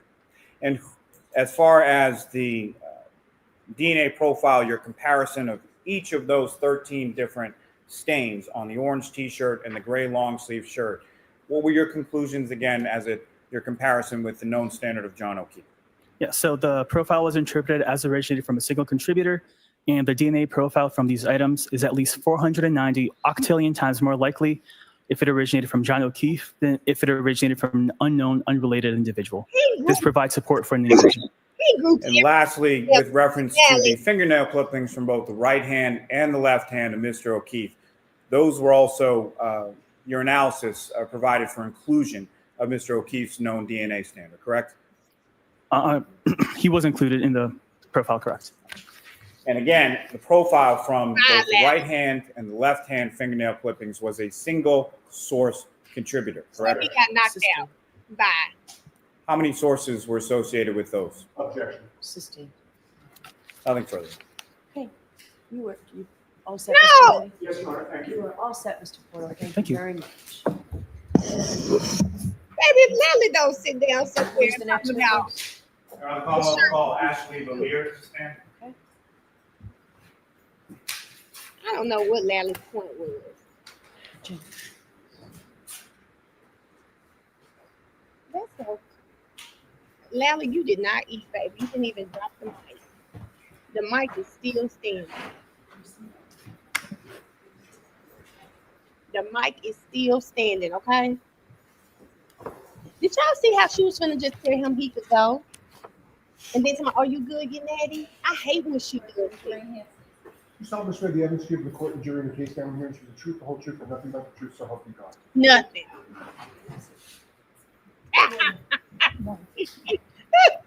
Hold on. All right, Mr. Lally, whenever you're ready. Thank you, Your Oh, Honor. my God.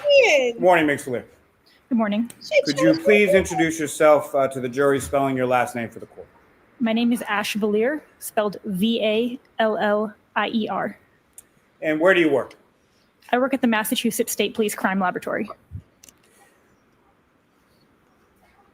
And where did you go to school? I got my bachelor degree in biochemistry and cell biology from UC San Diego, and a master's degree in biomedical forensic sciences from Boston University. Now, following your education, where did you go to work from there? Directly after I got my degree at Boston University, I worked at the Broad Institute. And what did you do at the Broad Institute? I did quality control checks of items that potentially could be tested for pharmaceutical use.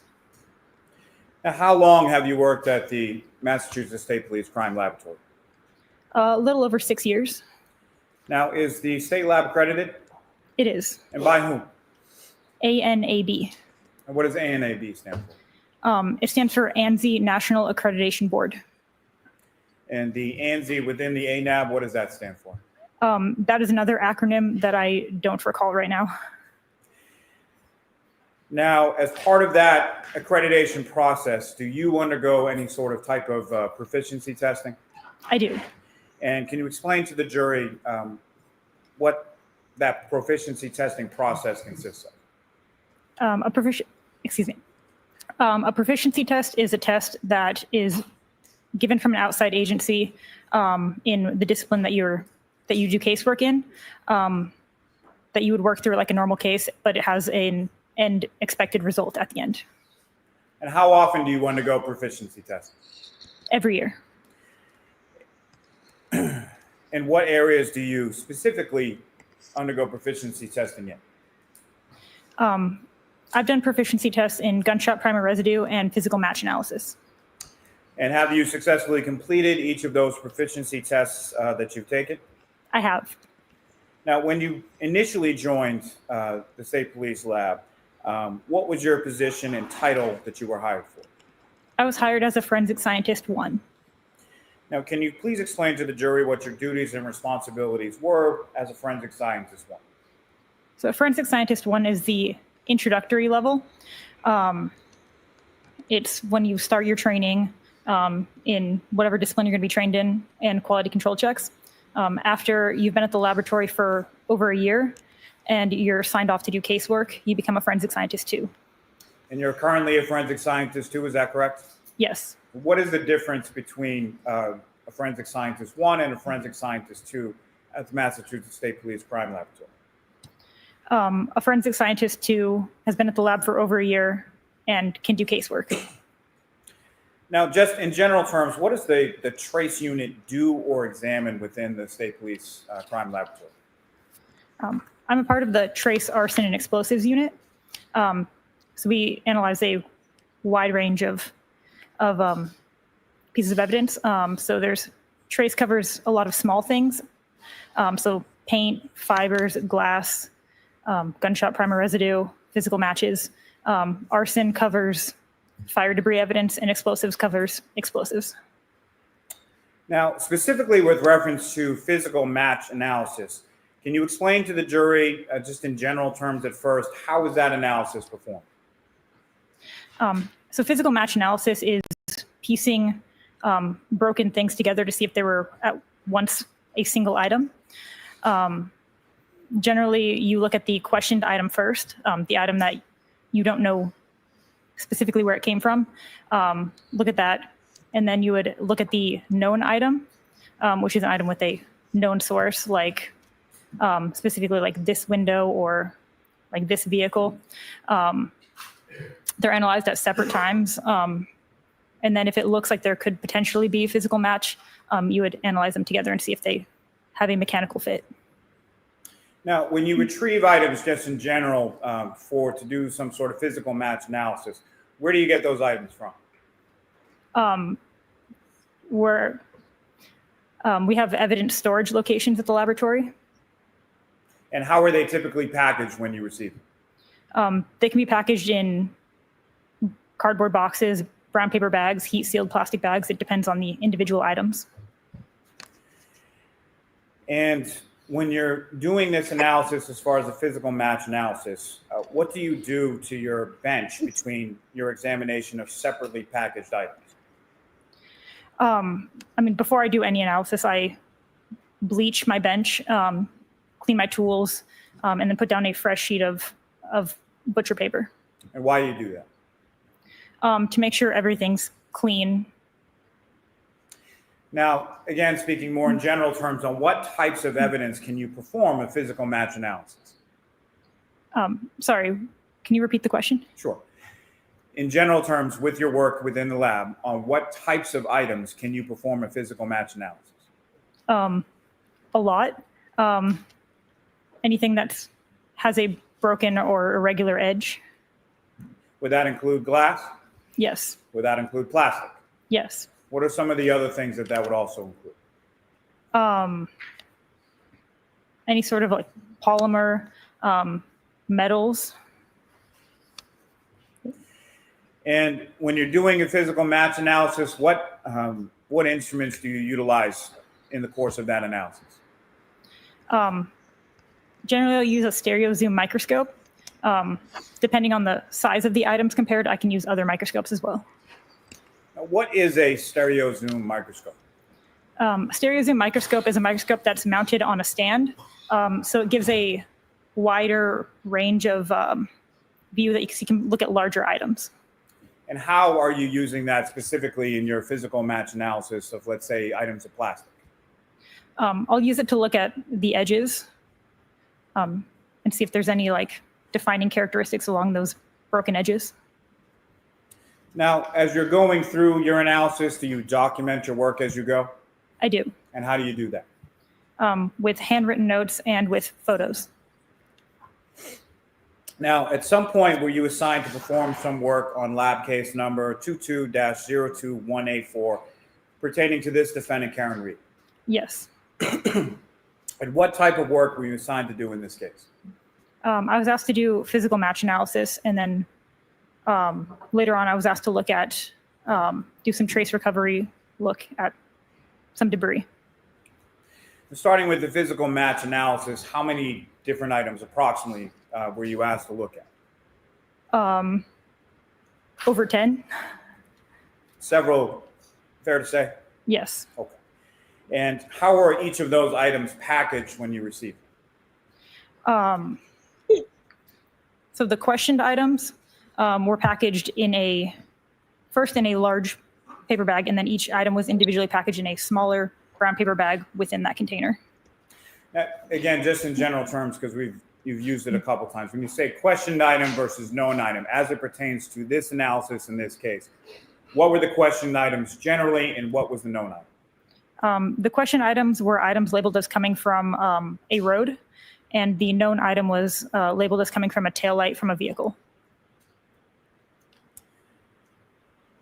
Now, in this case, did you perform your physical match analysis in the same manner that you've previously described based on your education, training, and experience within the lab? Yes. Now, initially, you had examined some various plastic and glass items, and there was a drinking straw in there as well, correct? Yes. And specifically, as far as the item numbers that you looked at in this physical match analysis, could you provide the jury with the list of just the item numbers first to start with? May Your I? Honor. Do you have your report with you, Ms. Willett? I do. Okay. Is there any objection, Mr. Nady, to using the report? No objection at all. So feel free Of to. course, you gave several reasons for the Thank you. green. Several reasons for the green. So the questioned items labeled as coming from the road were item 7-5, item 7-6, 7-8, 7-9, 7-10, 7-11, 7-12, 7-13, 7-14, 7-15, 7-16, and 7-19. And the known item labeled coming from the passenger side taillight is item 3-1. Now, Ms. Valier, within those specific item numbers of how things are labeled at your lab, if there are different pieces associated with the same item, how is it that you labeled those specifically in this physical match analysis here?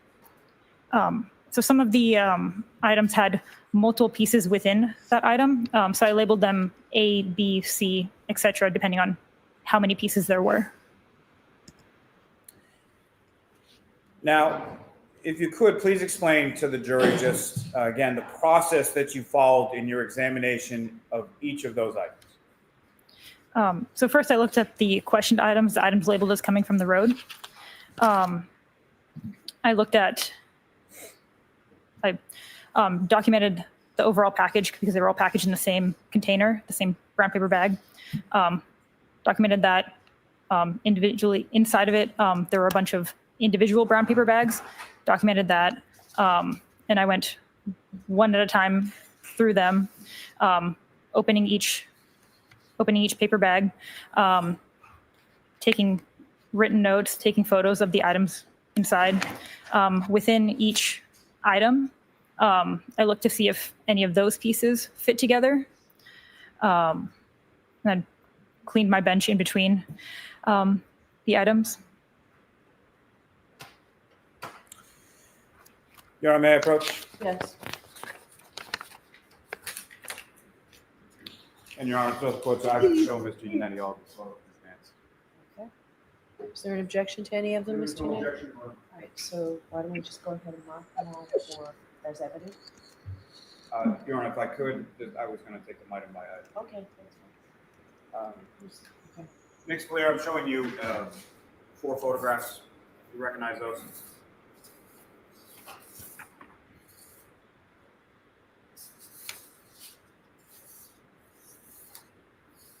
I do. What do you recognize those to be? These are photos that I took of item 3-1. Again, what was the description associated with item 3-1? Passenger side taillight. And was that description further give sort of a specific vehicle or license plate associated with the vehicle that the taillight came? It does. Massachusetts 3GC684.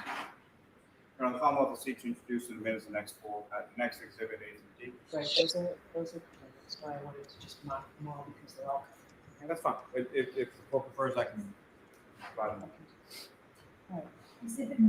Exhibits 170A through 170D.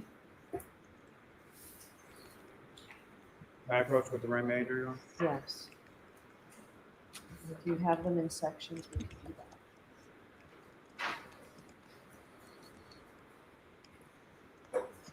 I'm showing you two more photographs. Just ask if you recognize those. I do. And what do you recognize those?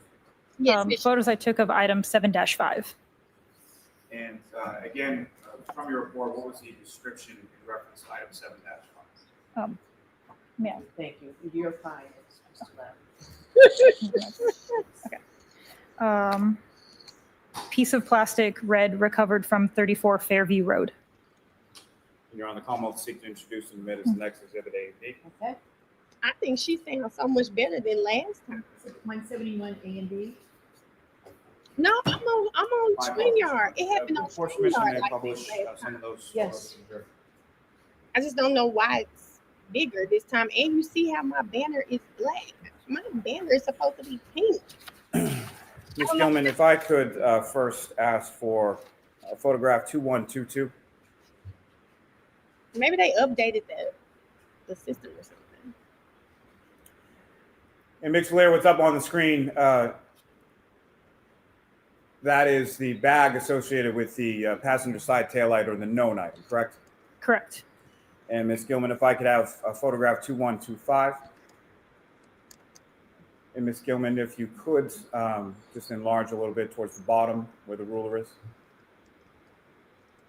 Now, Ms. Valier, what's up on the screen now as far as the sort of notations there? Who made those? I did. And how do you know that you were the one who made those? That's my handwriting, and those are my initials. So the AMV is for your name, correct? Yes. And with respect to each of the items that you photographed, you had photographs that were taken of sort of what was in the evidence bag in total, displayed on your table that you would clean with the solution and everything else, correct? Yes. And Ms. Gilman, if you could just zoom out a little bit to show the item. And again, what's up on the screen, that is item 3-1, the known item as far as the tail light from the defendant's vehicle. Yes. And Ms. Gilman, if I could have 2126. And Ms. Valier, if you could just describe for the jury, what are we looking at in this photograph? Those are those same items, just turned over.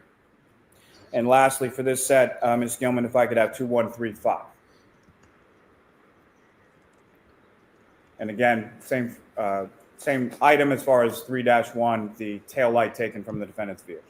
Yes. Ms. Gilman, if I could ask for photograph 1905. And Ms. Valier, as far as with each of these items, you take photographs when they're inside the bag and then once you take them out of the bag, correct? Yes. And Ms. Gilman, if I could have photograph 1908. And what are we looking at in this photograph? The contents of item 7-5.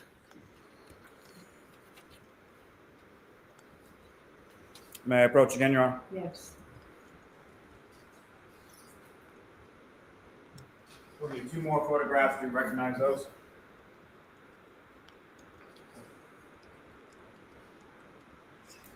I do. And what do you recognize those? Photos of item 7-6. That's one of the bag and then one when the item is taken out of the bag. Is that correct? Yes. And what was the description for item 7-6? Piece of plastic, clear, recovered from 34 Fairview Road. I appreciate those. Your Honor, Commonwealth seek to introduce and admit as the next exhibit A and B. 172A and B. With the court's permission, may I publish those to the jury? Yes. Ms. Gilman, if I could have photograph 1921. And then photograph 1924.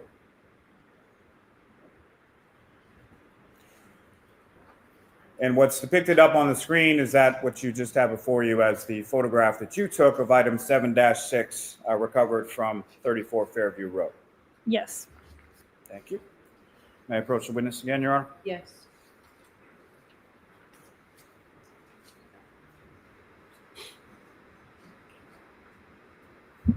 Other photographs, review those. Do you recognize those? I do. What do you recognize as? Photos I took of item 7-8. And one of the bag and then one of the items removed from the bag, is that correct? Yes. And what is the description associated with item 7-? Piece of plastic, red and clear, recovered from 34 Fairview Road. Almost seek to introduce and admit as the next exhibit, A and Good B. Your morning. Honor, with the court's permission, if I could publish those to the jury. Yes. Exhibits 173 A and B.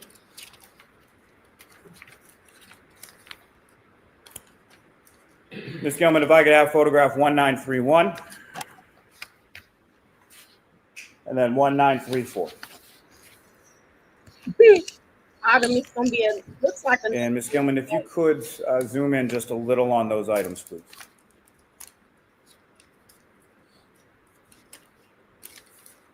And Ms. Lear, again, what are we looking at in this photograph of item 7-? What are we looking at again in this photograph? Excuse me. Photos of item 7-8. May I approach the witness again, Your Honor? Yes. And two other photographs. Those. Y'all look at Bev. She be staring into space like Do you this. recognize those? It's gonna be over. I do. Or what do you recognize those? Photos of item 7-9 and 7-19. And as far as the first photograph, as far as the bag, and then second with the items taken out of the bag, is that correct? Yes, So 7-9 and 7-19 were contained in the same bag. they were. I then separated them into two separate packages. And as far as 7-9 and 7-19, respectively, if you could tell the jury what was the description for each of those items. Item 7-9 was pieces of glass recovered from 34 Fairview Road. Item 7-19 is trace item, black straw, recovered from 34 Fairview Road. Your Honor, will seek to introduce the minutes in next exhibit A and B. May I publish, Your Honor? Hold on. Oh, forgive me. 174A, 174. Tasman, you might be right. My apologies. They said whoever was laughing, Bev not. Ms. Gilman, if I could have 1958, please. And then 1962.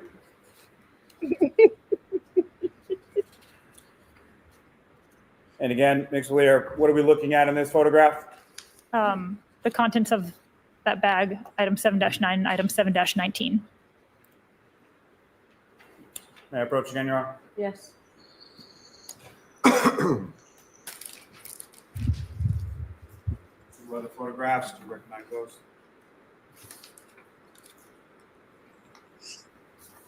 I do. What do you recognize as? Photos of item 7-10. And again, one of the bag and one of the contents of the bag, is that correct? Yes. And if you could, please tell the jury what was the description for item 7-. Piece of plastic, red, recovered from 34 Fairview Road. I'm about to seek to introduce and admit as the next Okay. exhibit, A and B. Exhibits 175A and B. May I publish that for the jury, Your Honor? Yes. Ms. Gilman, if I could have 1952.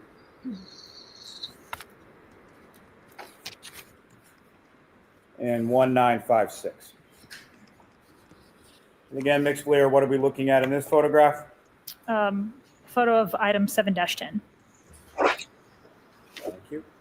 Gilman, you can take that down. May I approach the witness, Your Honor? Yes. Two other photographs, do you recognize those?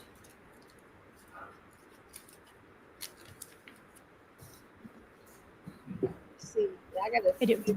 Or what do you recognize those? Photos of item 7-11. And again, one photo of the bag and one photo of the items outside of the bag. Yes. And again, if you could, please tell the jury what the description is associated with item 7-11. Piece of plastic, 6, red, clear, and black, recovered from 34 Fairview Road. I'm about to seek to introduce and admit as the next exhibit, A and B.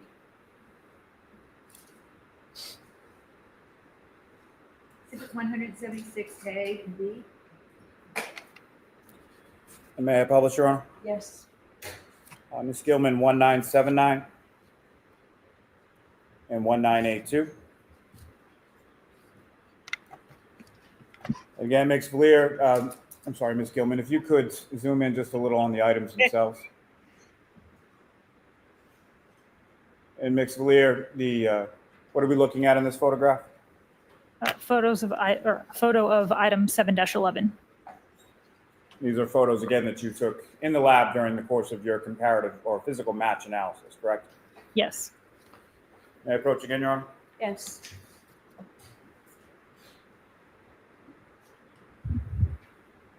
Two other photos, let's look at those.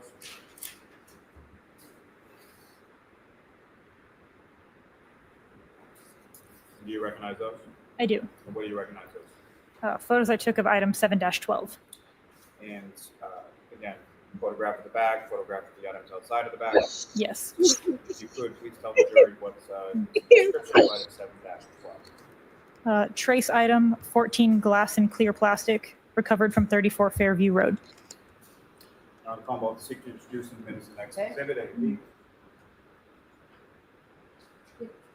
Exhibits 177A and 177B.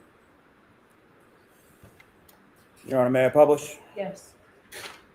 Ms. Gilman, if I could have photograph 2015 and 2018. And again, Ms. Gilman, if you could just zoom in a little on the items. Thank you. And Ms. Valier, again, can you describe what's depicted up on the screen? A photo I took of item 7-12.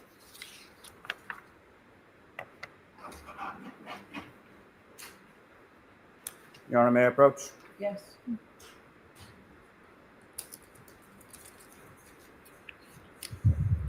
These two other photographs, you recognize those? I do. What do you recognize those? Photos I took of item 7-13. And again, one of the bag and then one with the items removed from the bag. Yes. And if you could, please tell the jury what is the description for item 7-13. Piece of plastic, red and black, recovered from 34 Fairview Road.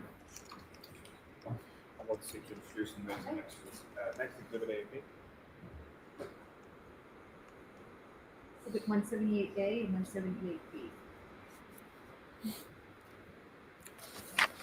Your Honor, may I publish? Yes. Ms. Gilman, 1997.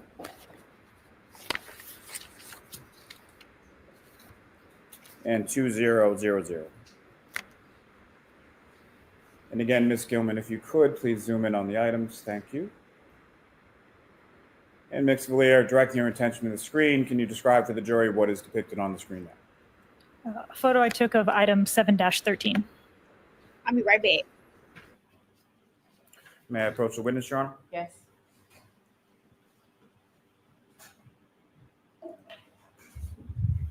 Two other photos. Do you recognize those? I do. What do you recognize that? Photos I took of item 7-14. And again, one of the bag and one of the item removed from the bag. Yes. And again, can you please tell the jury what the description is associated with item 7-14? Pieces of glass recovered from 34 Fairview Road.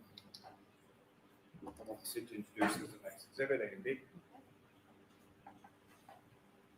Exhibits 179A and B.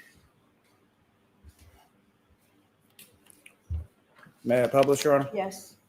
Ms. Gilman, if I could have 2009 and 2012. And again, Ms. Gilman, if you could zoom in on the item. And Ms. Valier, as far as what's depicted on the screen, again, if you could describe for the jury what that is. A photo of item 7-14. May I approach the witness again, Your Honor? Yes.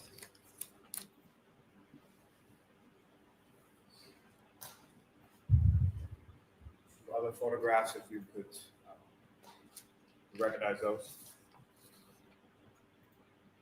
I do. And what do you recognize that? Photos of item 7-15. And again, one of the bag and one of the items taken from the bag, correct? Yes. And if you could, please tell the jury what is the description associated with item 7-50. Piece of plastic, 3 clear and 5 red, recovered from 34 Fairview Road. The Commonwealth will seek to introduce and admit as the next exhibit A and B. 180 A and 180 B. May I publish, Your Honor? Yes. Ms. Gilman, if I could have 2072.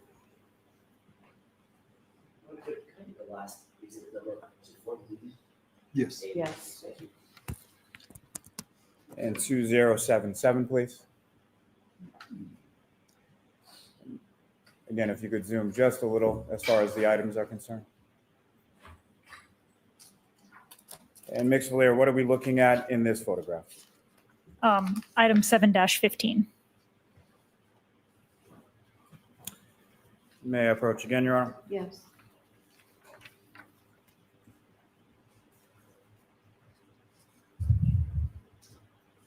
Other photographs, do you recognize that?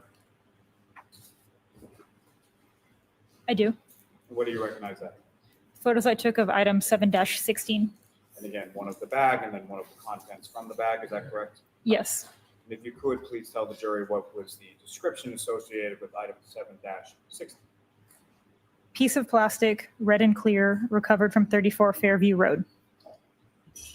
I'm about to seek to introduce the minutes of the next exhibit, A and B. Exhibit 181 A and B.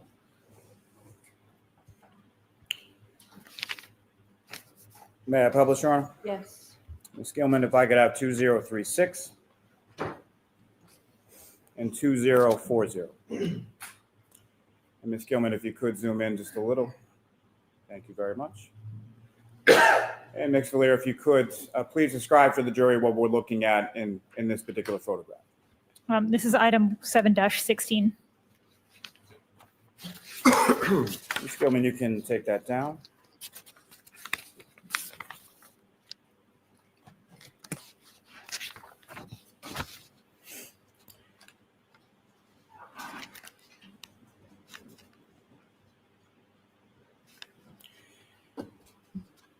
Now, with respect to each of these items that you examined in your physical match analysis, again, as far as the process is concerned, with the questioned items, what are you doing with reference to each of those questioned items first? First, I document them as you've seen. I'll see if any of those within the item have a physical match with each other. And then I'll package that away and look at all the questioned items before I compare inter-questioned items to see if there are any physical matches in between all of the 7- items. And as far as your notes are concerned, what is it that you're noting in reference to each of those items as far as what characteristics of the item are you taking note of? I'll note the size, the color, and the material. And what, if any, measurements do you take of each of those respective items as well? I'll take the length and width of each item. Now, with respect, starting with item 3-1, the passenger side taillight from the defendant's vehicle, sort of internally within that item 3-1, what did you conclude as far as your physical match analysis within that item alone? Within item 3-1, I believe 4 of the pieces fit together. And Your Honor, if the witness may refer to her notes Yes. as to, thank you.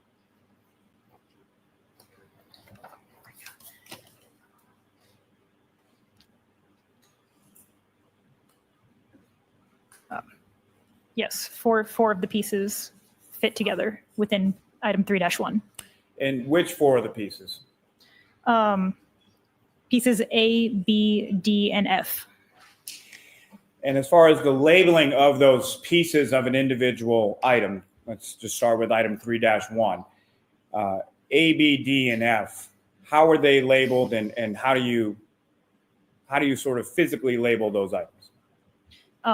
We have a label maker in the lab, so I'll print out the case number, the item number, and then A, B, C, and my initials, and that goes physically on each of those items, or all of those pieces. So if any of those items had a sticker on it with a letter or something associated with that, that would be something that you did during the course of your physical match analysis, correct? Yes. Now, if I could turn your attention to item 7-5, piece of plastic red recovered from 34 Fairview Road. What did you conclude as far as your physical match analysis just within that single item? There was no physical match noted among those 3 pieces of apparent plastic. And when you say no physical match found from the different pieces within that item, what does that mean? The broken edges of each piece did not align. So the broken edges of the individual pieces within item 7-5 did not fit together with the broken edges of pieces within item 7-5, correct? Yes. Okay. Now, with respect to item 7-6, a clear piece of plastic recovered from 34 Fairview Road, what did you conclude based on your physical match analysis just pertaining to that item 7-6? So this item was 2 pieces of colorless apparent plastic, and there was no physical match noted between those two pieces. Now, with reference to item 7-8, red and clear plastic recovered from 34 Fairview Road, what did you conclude in regard to your physical match analysis just with the pieces contained within item 7-8? So there were 14 pieces. Pieces C and D fit together, and pieces E and F fit together. And when you say fit together, is there a term of art used within your field called a mechanical fit? Yes. And can you explain to the jury what you understand that term to mean as far as what is a mechanical fit? So mechanical fit and a physical match are the same thing. It's when the broken edges align together to show that they were once a single item. Now, if I could turn your attention to item 7-9, pieces of glass recovered from 34 Fairview Road. What were you able to conclude from your physical match analysis of just the individual pieces contained within item 7-9? So this item had 3 pieces, and no physical match was found between those. Turning your attention to item 7-10, red pieces of plastic recovered from 34 Fairview Road. What were you able, that is a single item, is that correct? Correct. So no physical match because there's nothing to match, it's just one piece, correct? Correct. Okay. And turning your attention to item 7-11, identified as 6 red, clear, and black pieces of plastic recovered from 34 Fairview Road. What did you conclude in regard to your physical match analysis just within those pieces contained within 7-11? So that item had 6 pieces, and there was no physical match noted among those 6. Now, turning your attention to item 7-12, which was identified as 14 pieces of glass and clear plastic recovered from 34 Fairview Road. Again, what did you conclude from your physical match analysis just from the various pieces contained within item 7-12? So there were 14 pieces overall. Pieces B, C, D, F, and K fit together mechanically as one unit. And then pieces E and I fit together mechanically as one unit. And pieces M and N fit together mechanically as one unit. Now, through your examination of these pieces in particular and other pieces as well, did you note any debris contained on the pieces that you located? Yes. And can you say anything as far as what that debris was, or was there any analysis done of that debris specifically? I just note that there was debris present, and I package it into a tin that's retained with the original packaging. Now, turning your attention to item 7-13, that was piece of plastic, red and black, recovered from 34 Fairview Road. Is that correct? Yes. And again, just with respect to your physical match analysis of the various pieces of 7-13, what did you conclude? So that item had 3 pieces. And again, with reference to item 7-14, piece of glass recovered from 34 Fairview Road, that was again a single item, correct? a single piece, yes. So I'll turn your attention to item 7-15, 3 clear and 5 red pieces of plastic recovered from 34 Fairview Road. Is that correct? Yes. And what were you able to conclude from your physical match analysis, again, just from the various pieces contained within item 7-15? So there were 8 pieces in this one. Pieces F and H fit together mechanically. Turning your attention to, lastly, for this purpose, item 7-16, piece of plastic, red and clear, recovered from 34 Fairview Road. What were you able to conclude from your physical match analysis just contained within the pieces of that single item, 7-16? So that item had 7 pieces. Pieces A, C, and D fit together mechanically.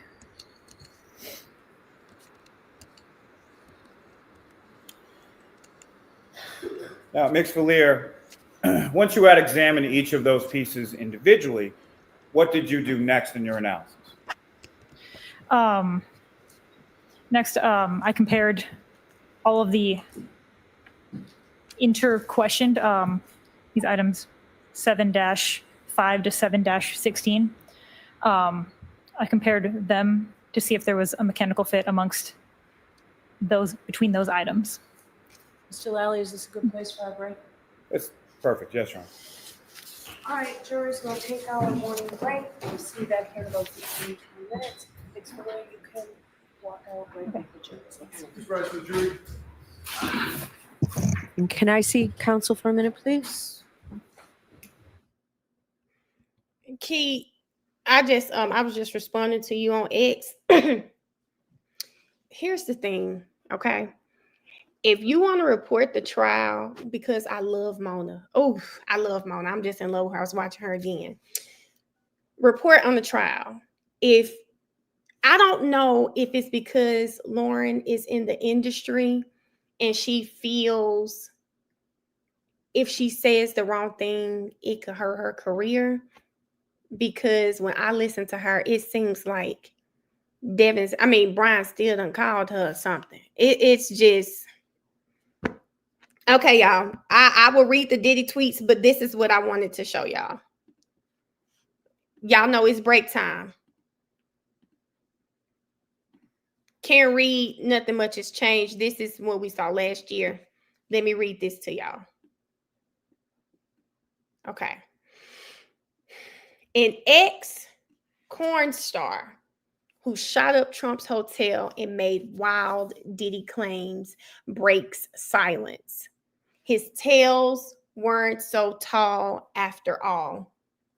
Jonathan Odie, who made some wild allegations after being arrested in May of 2018 for storming the Trump National Door Hotel and engaging in a shootout with cops, had his day in court Wednesday, even though he wasn't there. The former corn star, his name was brought up during the sex trafficking trial of Sean Diddy Combs. A picture of him was shown to rapper's ex-girlfriend, Cassie, who identified him during her testimony, the New York Post reports. She testified that Odie was one of the dozen or so male escorts Combs allegedly hired for sexual encounters, including freak-offs. Now, they messy for this, aka baby oiled fueled orgies. During his interrogation, y'all, in 2018, he said that he was a sex slave of Diddy and Cassie. Jasmine, do you remember this? I am people, Jasmine. Jasmine says, people thought he was crazy. I am people. I am people. I thought that he was having a mental health crisis. And no, I'm not clipping it. I didn't know if I could say the P word on here. So I thought he was having a mental health crisis.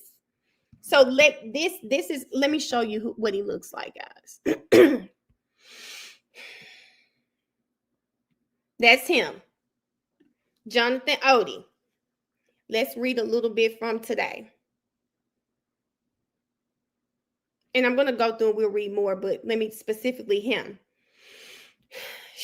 Cassie was asked, Mr. Combs spent a lot of money to make sure at some point she became aware that there was a video of her. Someone had recorded the freak offs and it wasn't Diddy.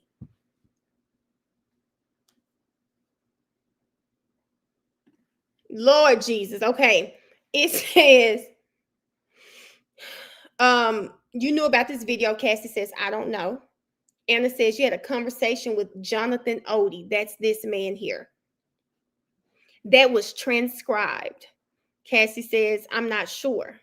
Anna says, he was volatile. She says, I didn't trust him. Anna says, what did Mr. Combs say when you told him you thought Mr. Odie was recording? Hold on, yeah.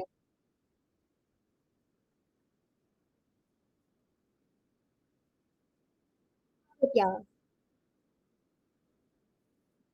They came back.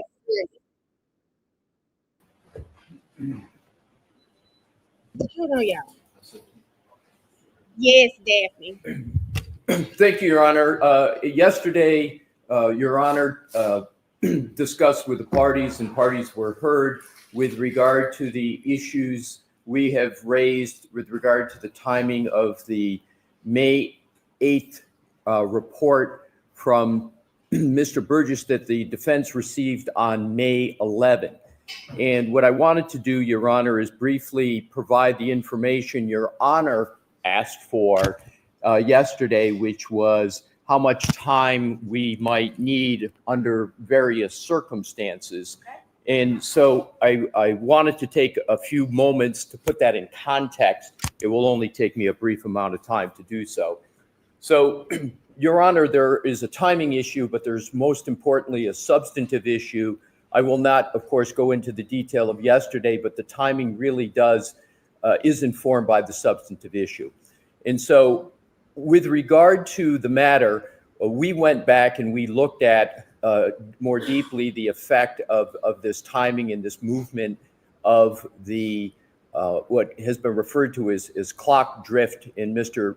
Burgess's report that we got on May 11th.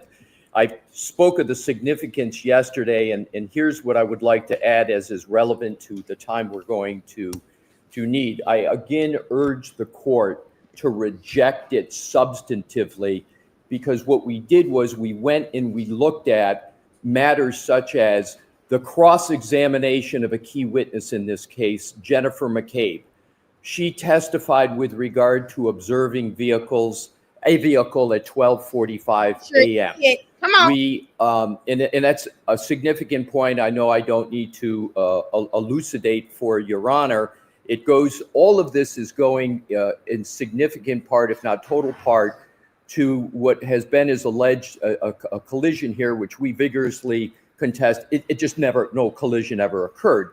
But the timing of it, the timing of what's alleged by the Commonwealth is very important.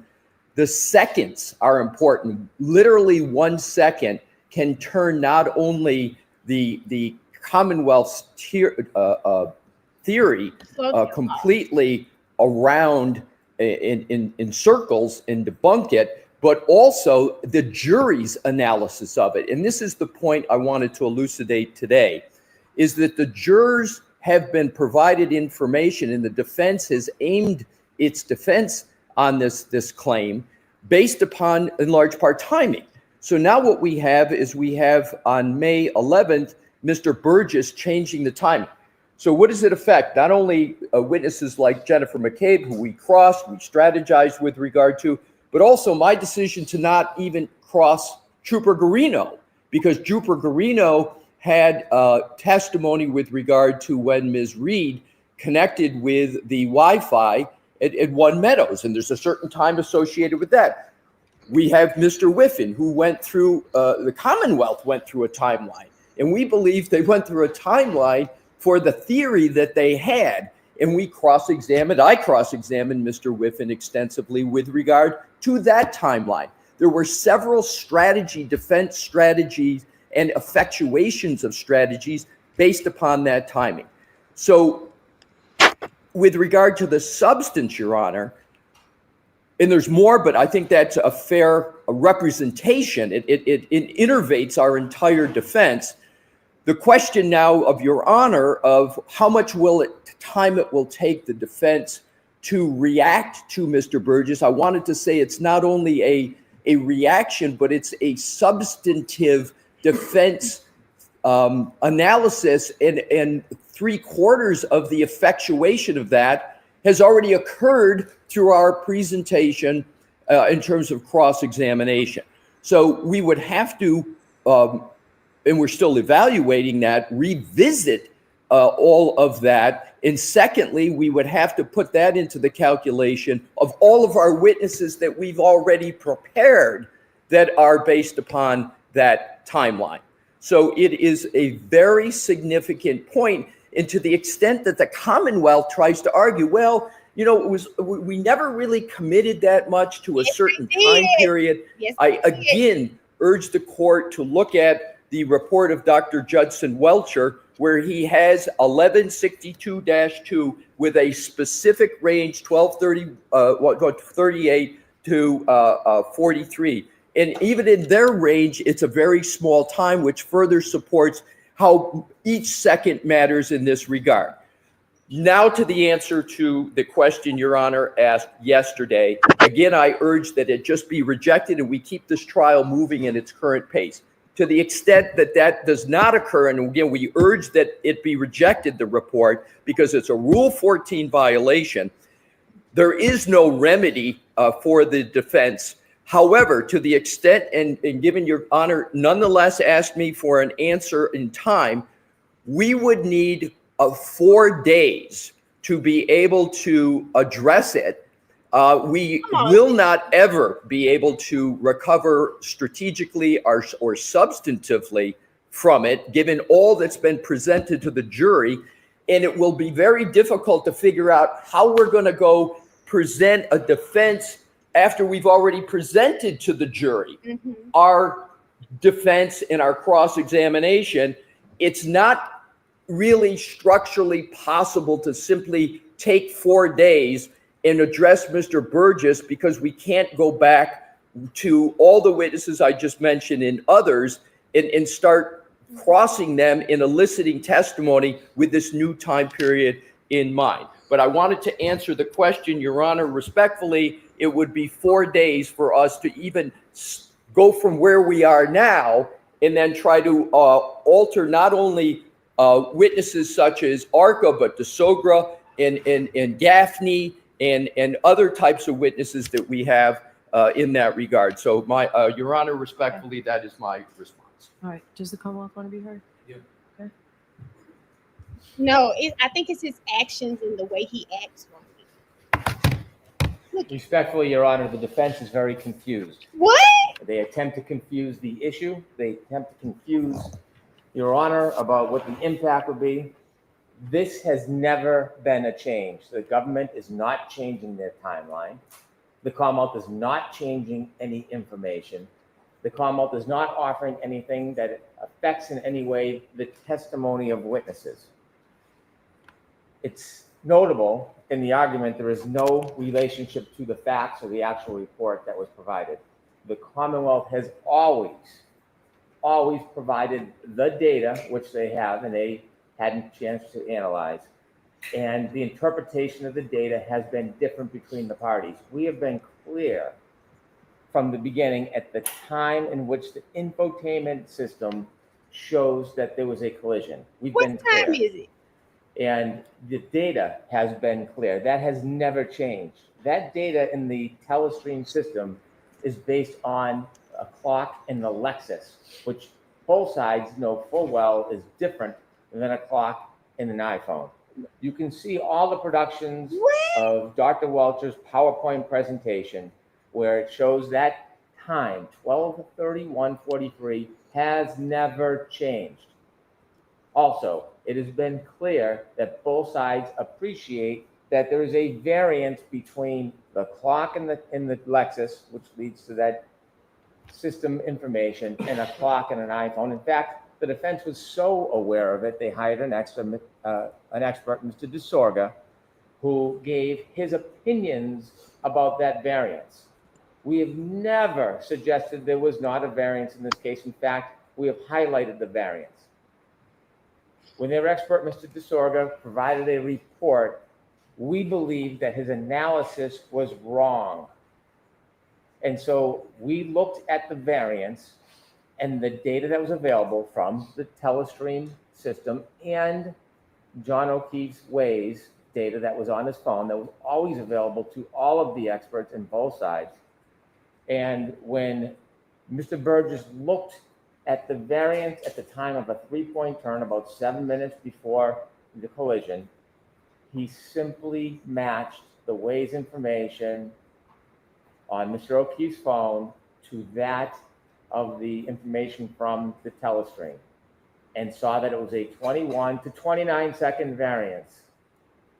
All that data was available to the defense because their expert made an improper conclusion. Is not our fault. This does not change the testimony of anybody.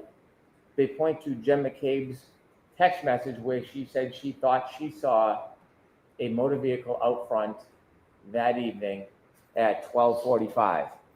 That is not consistent with the Commonwealth's timeline, but that doesn't change. That favors the defense. It does not change anything to do with ARCA. ARCA has not, as far as I've seen in any reports, ever talked about the variance, just Mr. DeSorga. And so because this is inconvenient for the defense, and because it further focuses the variance that we already discussed and provided, isn't a reason to exclude it. It's not late discovery. It's not a Rule 14 violation. It is further analysis of information that was already provided, opinions that were already provided, and it is in response to their experts' mistake about that variance. There's nothing new here. Nothing has changed. Okay. Go right ahead, Mr. Leslie. The only question I had for you yesterday, for you to respond to today, was the time. So I gave you more leeway. And So you're giving me more leeway, and I. Damn, shut up. So two items, Your Honor. As I alluded to yesterday, it's been a point that Mr. Brennan just made. We believe strongly, Your Honor, that at a minimum there needs to be a voir dire of Mr. Burgess. And we believe strongly there needs to be a voir dire because we have a serious concern that the sequestration order has been violated. He has changed a very key aspect of this matter after the testimony of Mr. Whiffen, after Mr. Whiffen presenting a timeline. In his report, Mr. Burgess, his new purported report of May 8th, he references to align it with Mr. O'Keefe's cell phone. That is the essence of Mr. Whiffen's report, is anchoring in his timeline. He did a whole timeline on Mr. O'Keefe's report. And conveniently, the proposed alteration by Mr. Burgess in his report of this clock drift now makes it very, very close to fitting within Mr. Whiffen's timeline and the theory of the prosecution. At a minimum, we need a voir dire to ask Mr. Burgess, why did he do what he did? Yeah. Another reason for the voir dire. Mr. Brennan yesterday said, we were surprised to get the report. That further makes great concern as to why Mr. Burgess did what he did. Lastly, Your Honor, with regard to Mr. Brennan's point, and he made it yesterday and I corrected it, he said it again today, that supposedly our witness, Mr. DeSogra, made an error and that we're trying to correct an error of Mr. DeSogra. That is incorrect, Your Honor. Again, Mr. DeSogra was responding to Mr. Burgess's report. Mr. DeSogra's report is entirely saying, okay, Mr. Burgess says this, and therefore the defense says this. Now Mr. Burgess is changing what he is saying. So it is completely incorrect to say that Mr. DeSogra is trying to correct an error. That would require, again, Mr. DeSogra to change what he has done. Final point is this. There was also an issue, Your Honor, and this is extremely important with regard to burden shifting. There's not only the question of should this be allowed at all, there's not only the question of how much time the defense will need, but there's a third and important issue, and that's burden shifting. What Mr. Brennan proposed yesterday was a very irregular process where essentially the Commonwealth gets 3 bites at the apple for a problem that they caused. Yes. The problem we're talking about is Mr. Burgess changing a significant part of a timeline. Yes, there was a variance that he had, but he picked a range of the variance. He's now changing the variance. So what the Commonwealth is proposing is that our witnesses go forward, the aperture gets to wait, they come on, and then the aperture gets to come on yet again. We would urge. I did not understand the Commonwealth asking me that. Are you asking me to do that, Mr. I Brennan? appreciate the I'm clarification. not sure what he's saying, so. I It don't sounds know what like he's talking about. DeBrosia or whatever, His name is DeSogra, yes. DeSoder, you're suggesting that the Commonwealth suggested yesterday that he testifies first and then the aperture witnesses?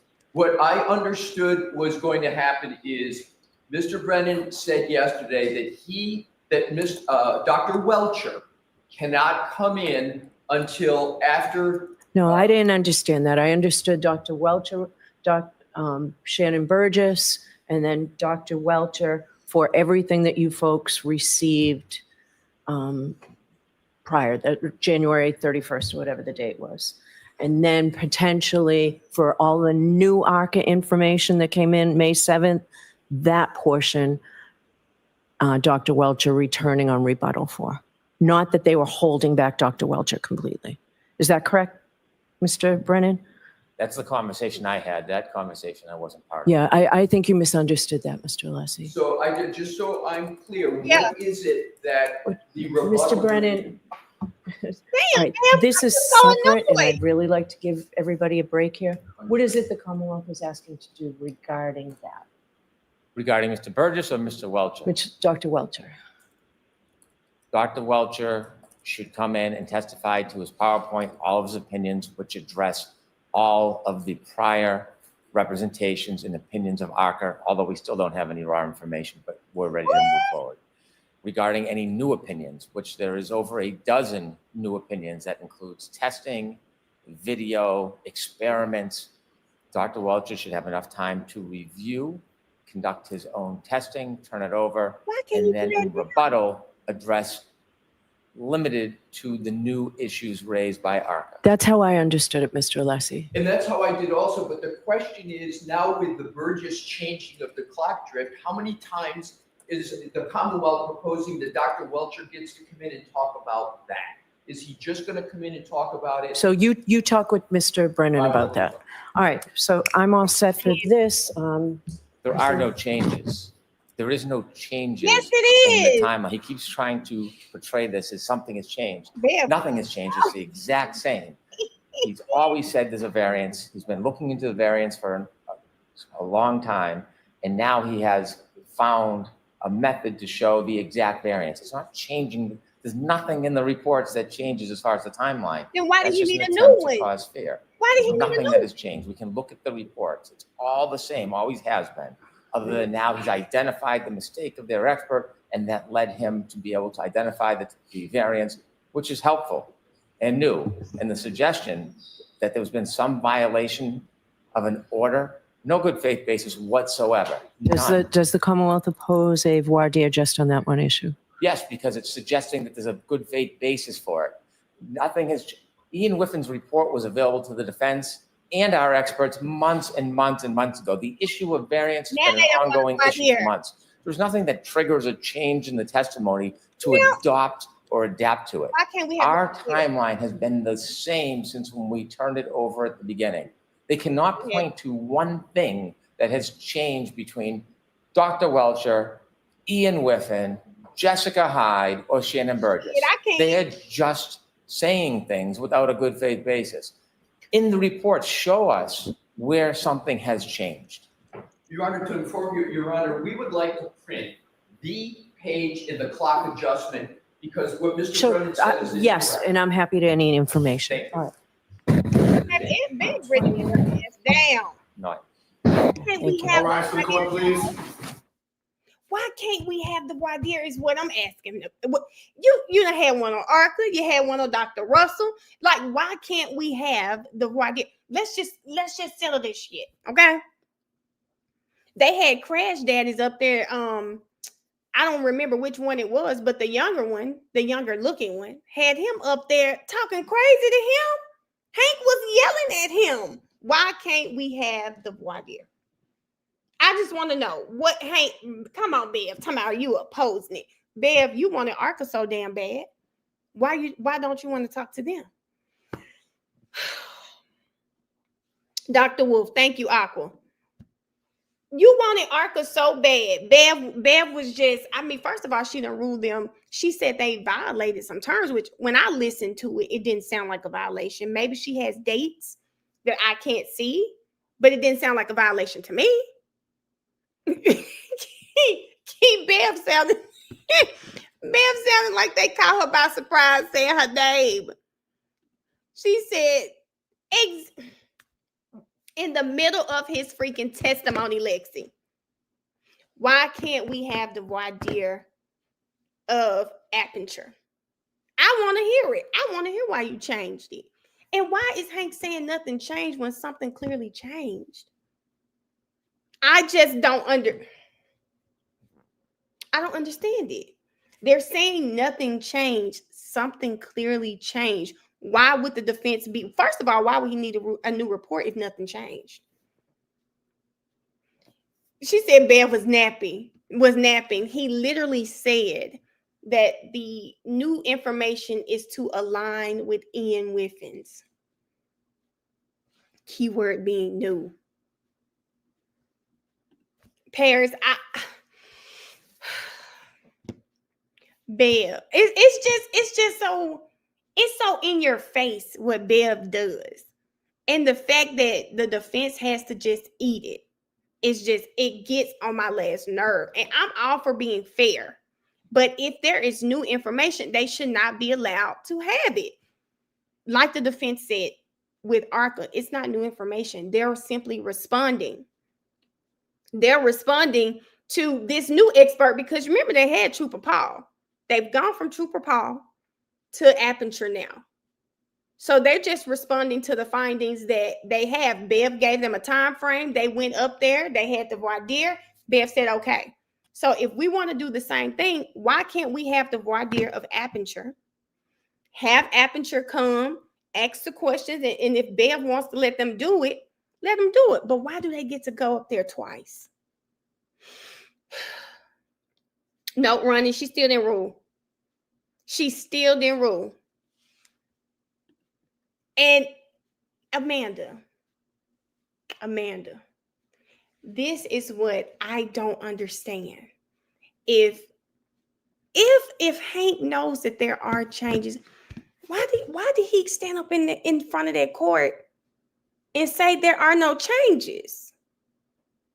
That's confusing to me. I'm like, okay, why would he stand in front of the court and lie to the court and say there are no changes? It's the same thing. My issue with that, if it were the same thing, why do he have to issue another report? Why? Whiffen has testified. Exactly, Bridget. She said if Whiffen hadn't already testified, I might not have an issue. But hell no. Unless he got Whiffen to admit a certain time and it contradicts the CW Appenture experts exactly. Oh, well. Fuck the CW, it's so corrupt. I'm with you with that. He is a liar. But here's the thing. Why would you stand in front of the court when you know the defense is going to point out the change? Shay, this just might be it. That might be it, Shay. He knows that nothing will happen. He knows that nothing will happen. This just may be it right here. He knows Bev will take his side. So, Brianna, for me, I'm so happy Alessi brought up the fact that their timeline, remember, people who watched the first trial, was 12:45. Right? At least 12:45. Because Jen said she still saw the car. And then what did Jen say this trial? I think I said I think. Can you give me the statement? I believe I said I think, because they had to fix it. They've got to fix it. No way she saw that lady at 12:45 when she was long gone. She was long gone. So there's no way you saw that Karen's car at 12:45. Now they've moved the timeline up since the last trial. You can't even make this shit up. They've moved the timeline up to what, 12:31, 12:32? And then what happened? Jessica Hyde got on the stand. And that look, do y'all hear them talking about literally seconds, 20 to 29 seconds, I believe is the time frame, the range. Now we're talking about seconds, because what did Alessi do? He added seconds to Jessica Hyde's computations. Y'all remember she had to have some paper. He gave her some paper. Gave Ian Whiffen some paper too. And everything changed. Now their timeline doesn't make sense after they did those calculations. Hold on, Gina said she sent me something on Instagram. Let me see. Hold on.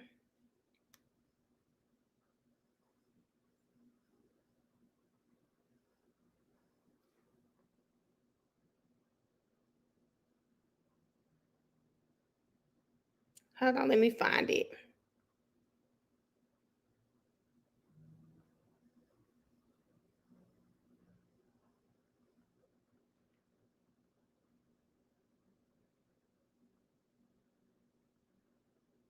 Okay. Okay, hold on. So Gina sent me something. Oh, hold up. I'm gonna go to the timeline, but I do want to save this. Okay, so the key cycle 1162. This is just what they're going back and forth. At 12:31:38, there's a triggering event that's in the Aperture report. At 12:31:42, they're saying that's the impact with John O'Keefe. So John O'Keefe would have been incapacitated at 12:31:47 when Jennifer McCabe texts John, pull behind me. I'm sorry. It's funny because what? 12:31:47, Jim McCabe texts, 12:31:56. John O'Keefe, Apple Health data starts. That's in the Whiffen report. 12:32:04. John O'Keefe's iPhone is unlocked. That's in the Whiffen report. 12:32:06. John O'Keefe's iPhone reads Jennifer McCabe's text. That's in the Whiffen report. Hey, Aaron. 12:32:09. John O'Keefe's phone is locked. 12:32:16. The Apple Health data ends. What?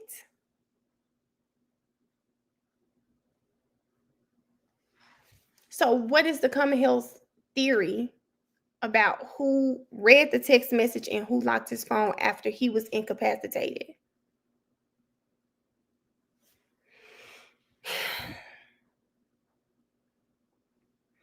Okay, so they're saying that Ian Whiffen testified that John O'Keefe's phone was being used at 12:31:56 after the time they claim John O'Keefe was hit by Karen Reed.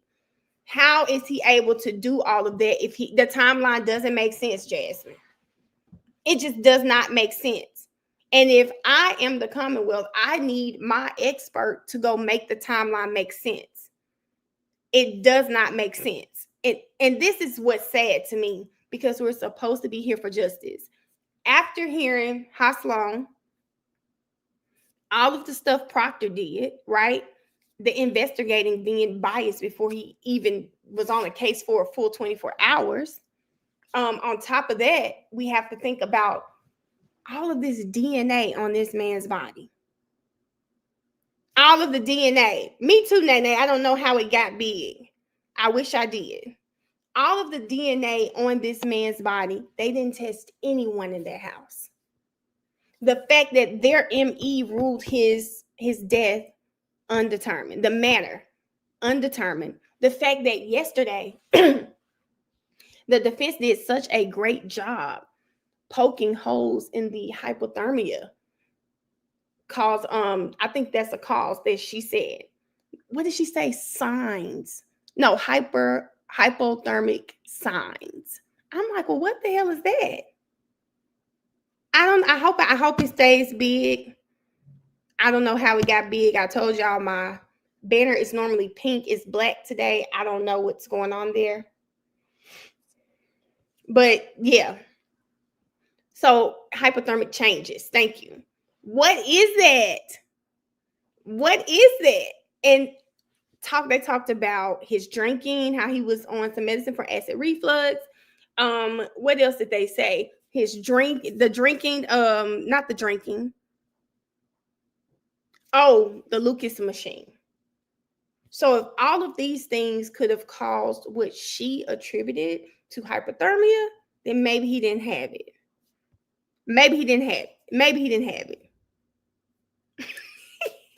Jasmine, she sure did. I thought, why did she? Oh, because I was looking at the profile picture. I was like, oh, y'all cute. No, Nicole, let me. Okay, I'm caught up. They're not back. They went to break late, Nicole, because they had to do some more argument on the Aperture, the new report from Aperture.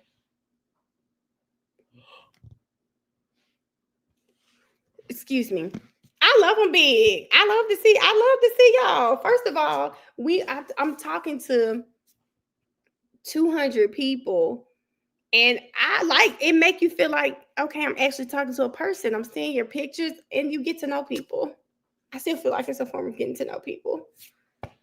So I love it. I love the bigger pictures. I just hope they stay this big. I don't know what I did for them to change when they changed. So I just hope they stay this big. I don't know what's going on, but I love it. You said it, Key. You said it, friend. You said it. You definitely said it. Okay. So I will tell y'all that I don't want to start the Diddy. We'll save it for lunch because I don't want to start it and then it stops. But they mentioned Chris Brown today. I think that it was alleged that she was somewhere dancing with Chris Brown. I think they're trying to paint Cassie, say she was promiscuous and she would cheat and be with other men. So they asked her about her and Diddy arguing about Chris Brown, about her being linked to an NFL or NBA player. They asked her that.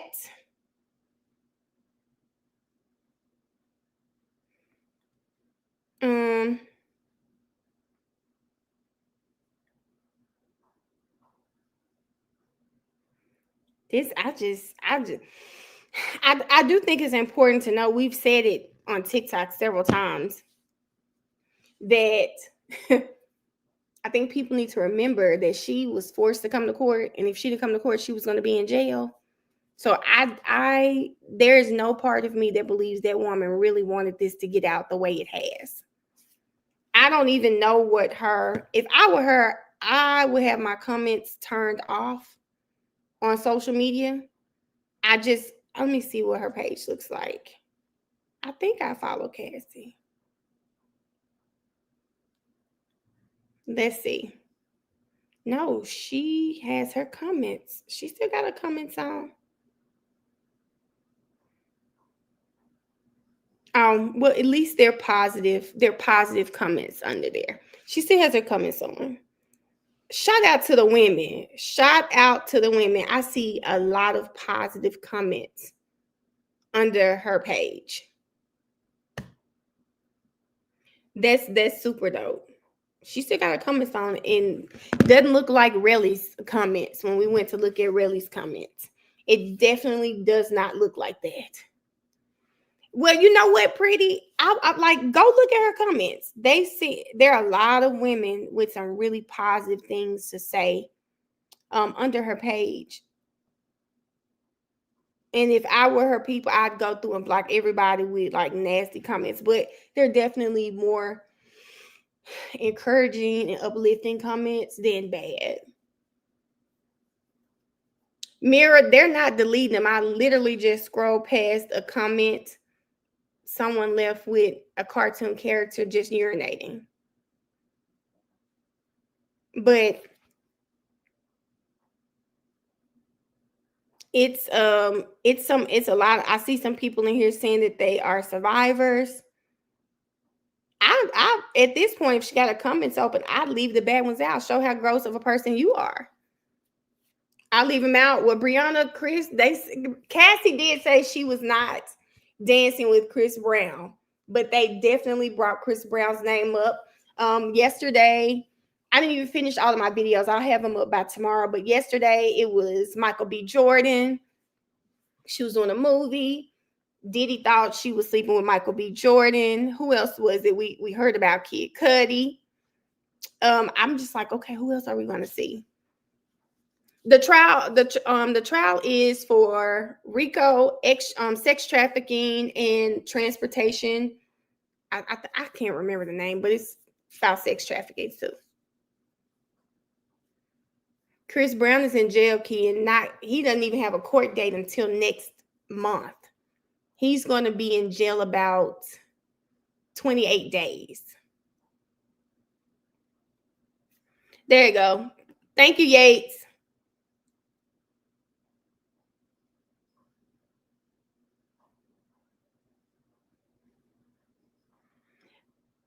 Mira, can you tell me which part are you talking about?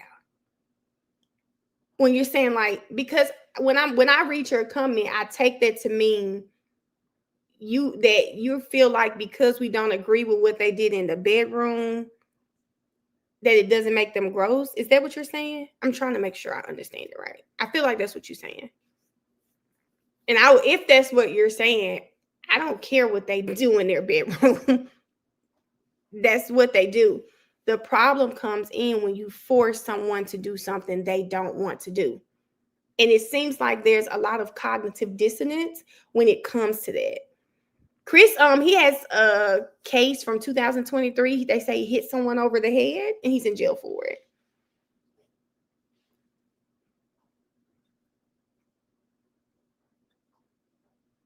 I know, Aaron, I just didn't feel like changing it because I'm here. I'm here. Miss Cherie, I think he's going to be out of jail for the concerts. I'll look, but y'all think he's going to be out of jail. I think he's going to be out of jail, guys. I think you guys are going to be fine with, well, I'm going to see him when he comes to Atlanta. I'm not like a Chris Brown fan, but I've heard he puts on a good show. I can't really name his songs outside of popular ones. So, yeah.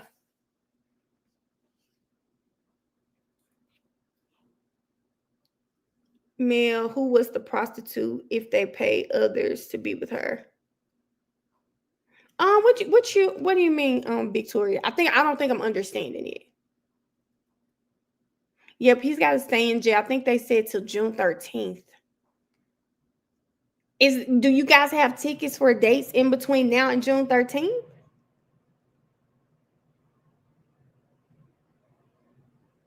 I think he might be okay, but it is overseas. You see how long they had Rocky. They weren't trying to free Rocky.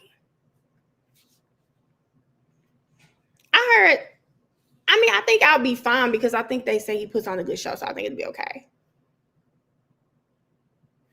Oh, They said he was asked to come in for questioning 4 times and he declined each time.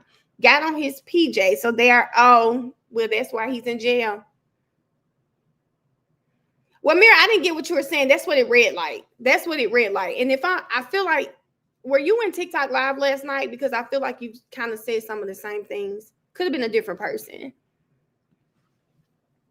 It could have been a different person. All I'm saying is their sex life. My point was their sex life doesn't matter to me.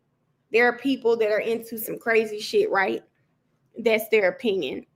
My only thing is when you look at the law, then you kind of understand why they brought the charges. Now, is the government going to be able to prove, right? Can they prove their case? That's going to be up for debate. Oh, yes, Mickey.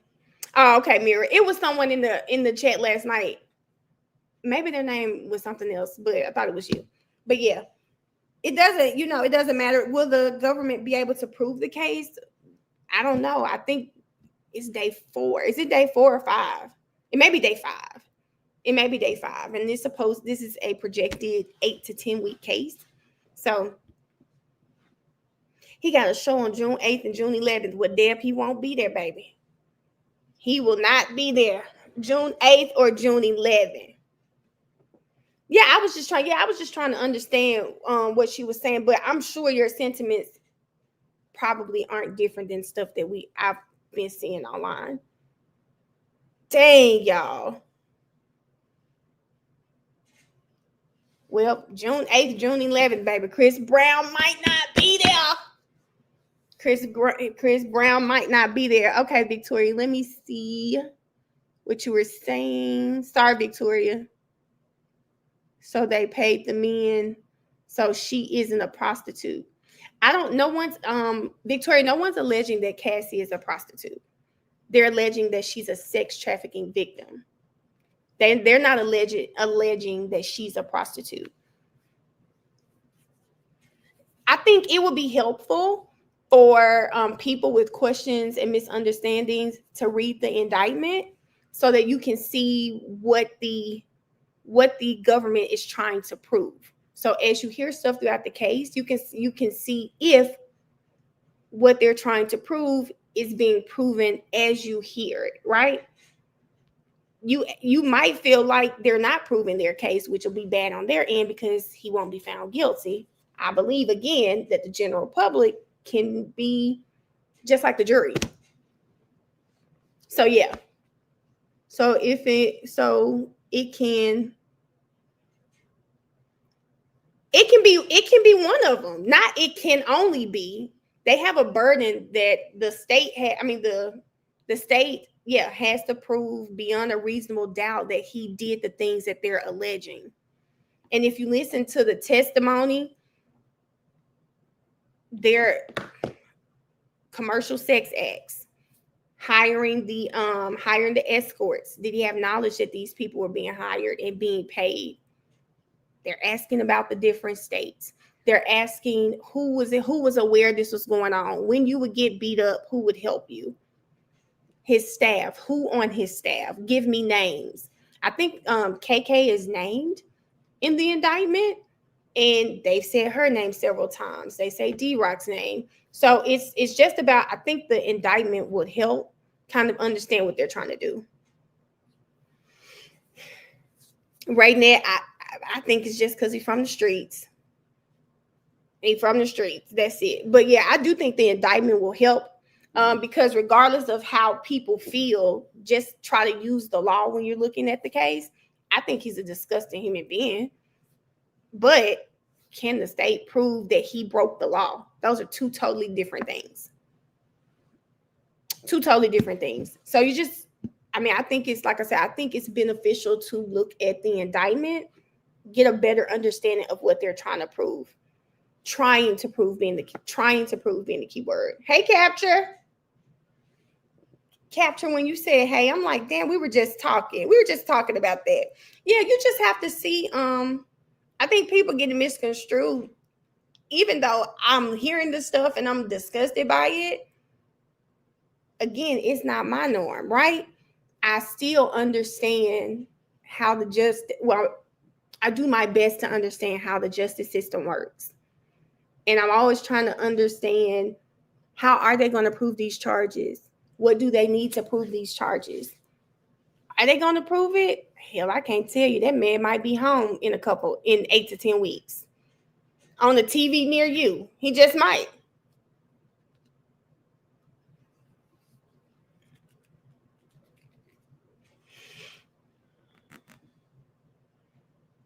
They have Ethiopia taking a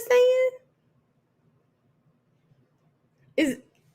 That's the record exec? I saw Dunn. Dunn is supposed to.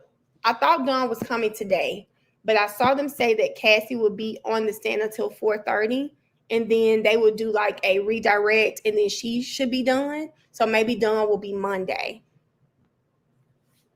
He could be on the TV near you.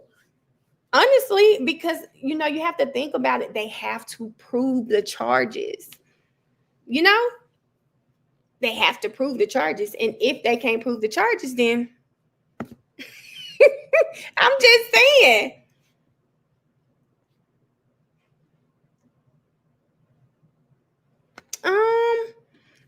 Ashley, even attorneys, I do think there are a lot of attorneys or a lot of people, let's not say attorneys, who can't see her as a victim. They see her as a willing participant, right? And I do think in some instances she was, but I think in other instances she was a victim. I can see both sides. What is the jury going to believe, though? Because none of our opinions matter. Will the jury, and remember, she's not the only witness. Cassie's been on the stand 3-4 days. She's not the only person.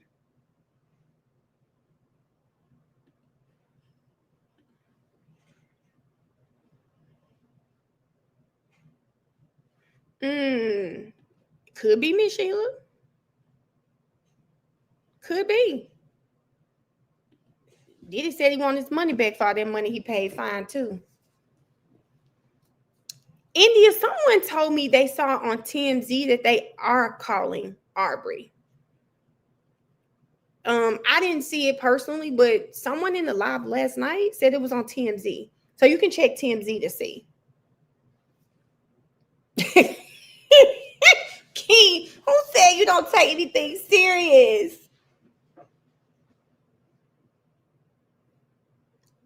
I don't know if the jury liked majority of the comments all over social media. You're saying, I don't know, if the jury is like majority of the comments all over social media, it's a wrap for him. No matter what the evidence shows, then they shouldn't be on the jury then, Mira. They shouldn't be on the jury then. I mean, regardless of your personal opinion, you're supposed to look at the evidence. And I'm looking at the indictment, looking what has been said so far. I'm like, okay, I see where they're going. But again, people have to remember this is day 5. This man has a projected 8 to 10 week trial. So they got a lot of your opinion can be different. I think there's a fine line. Some people feel like, which this is crazy to me, if you feel like it's DV, it's still a crime. And I don't think people understand that DV can be in sex trafficking too. So we just have to it's a weird weekend. Baby, you're going to have to put on your seatbelt because it's probably going to be a crazy ride. What else do these people have on him? 8 to 10 weeks? What else are they going to show? I don't know. What else do they have? It's not like they're projecting 2 weeks. Hell, 3 weeks, 8 to 10 weeks. And I think that let's just say the defense, because what really can he do for his defense? Maybe his defense will be up there for a week. So that means the state has 9 weeks worth of evidence. 9 weeks, 8 hours a day.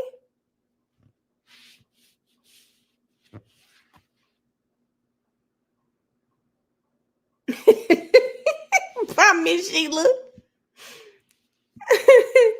You know what, Shay? I said today that after hearing about Jonathan Odie, I think people will take a second look at Jaguar Wright because people just say, okay, there's something wrong with her. She's not telling the truth.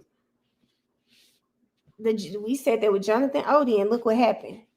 So we'll see. Maybe we'll see. Ken, is it life? Yates, it's the max charge is life in prison. I feel like it's life. Jaguar may have been, she may not be, everything may not be true, but there may be some truth to what she's saying. Some people, Key, she may have some mental health issues, but there also may be some truth to it. And I think people with the Jonathan Odie, I don't listen to Jaguar because I do feel like there are some issues there. And y'all know I hate conspiracy theories. I hate them. I want to see the evidence. Like, I want to see the evidence. But there may be some truth. Okay, I believe so. He's looking at a mandatory minimum of 25. Okay. Said all those bottles were just baby oil. Ronnie, I needed to hear the government say that it had any type of drugs in it. And I'm happy that they came out and said it didn't. That's why I like to go by what's being said in court and not really what people are saying, because it's a lot of craziness. Y'all see Karen Reed every day is something different. Ronnie, they said in court there was no drugs in the baby oil. No drugs. It was just baby oil. So yeah, no drugs in the baby oil. That's why I like to hear what comes out in court. I love to hear what comes out in court versus like what blogs are reporting, just because I trust the court before anything. Me too, Nene. Me too.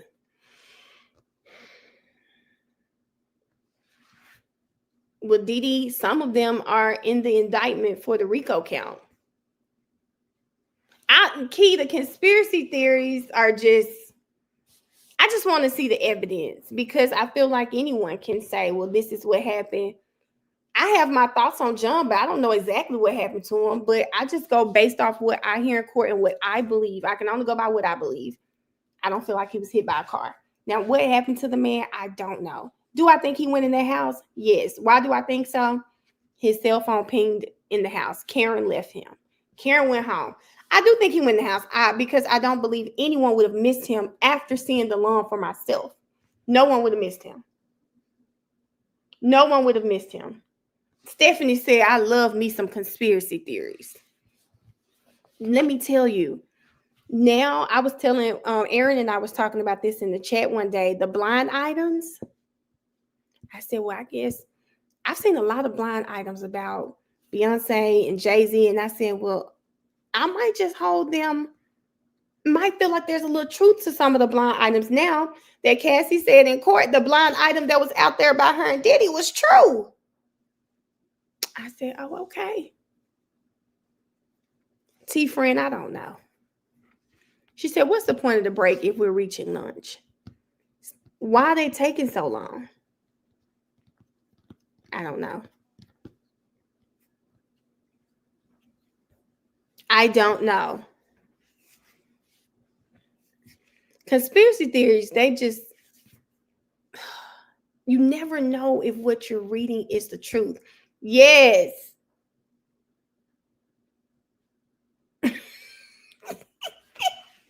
No, seriously, the blind items, Erica, where it would be about celebrities, but there would be no names.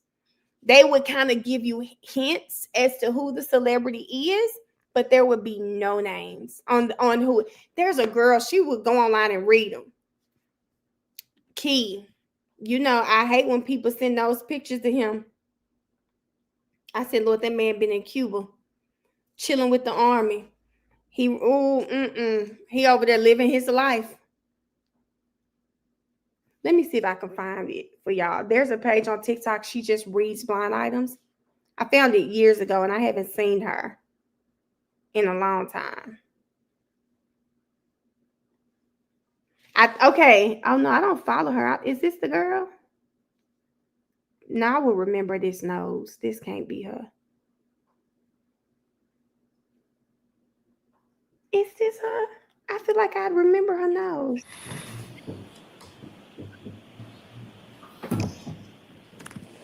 No, this is not it. Just put blind item in tick in his.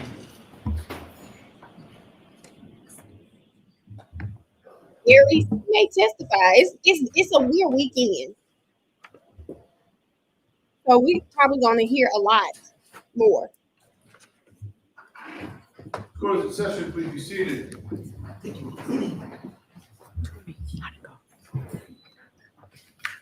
Thanks, Chrissy. The nose, Brianna. The nose on the young lady I was just looking at. I'm like, I will remember her nose. All right, so Mix Valera, I'm going to ask you that you speak right into your microphone when you answer, if you could, please. Okay. Thank you. All right, Mr. Lally, go right ahead. Thank you, Your Honor. Now, Ms. Valir,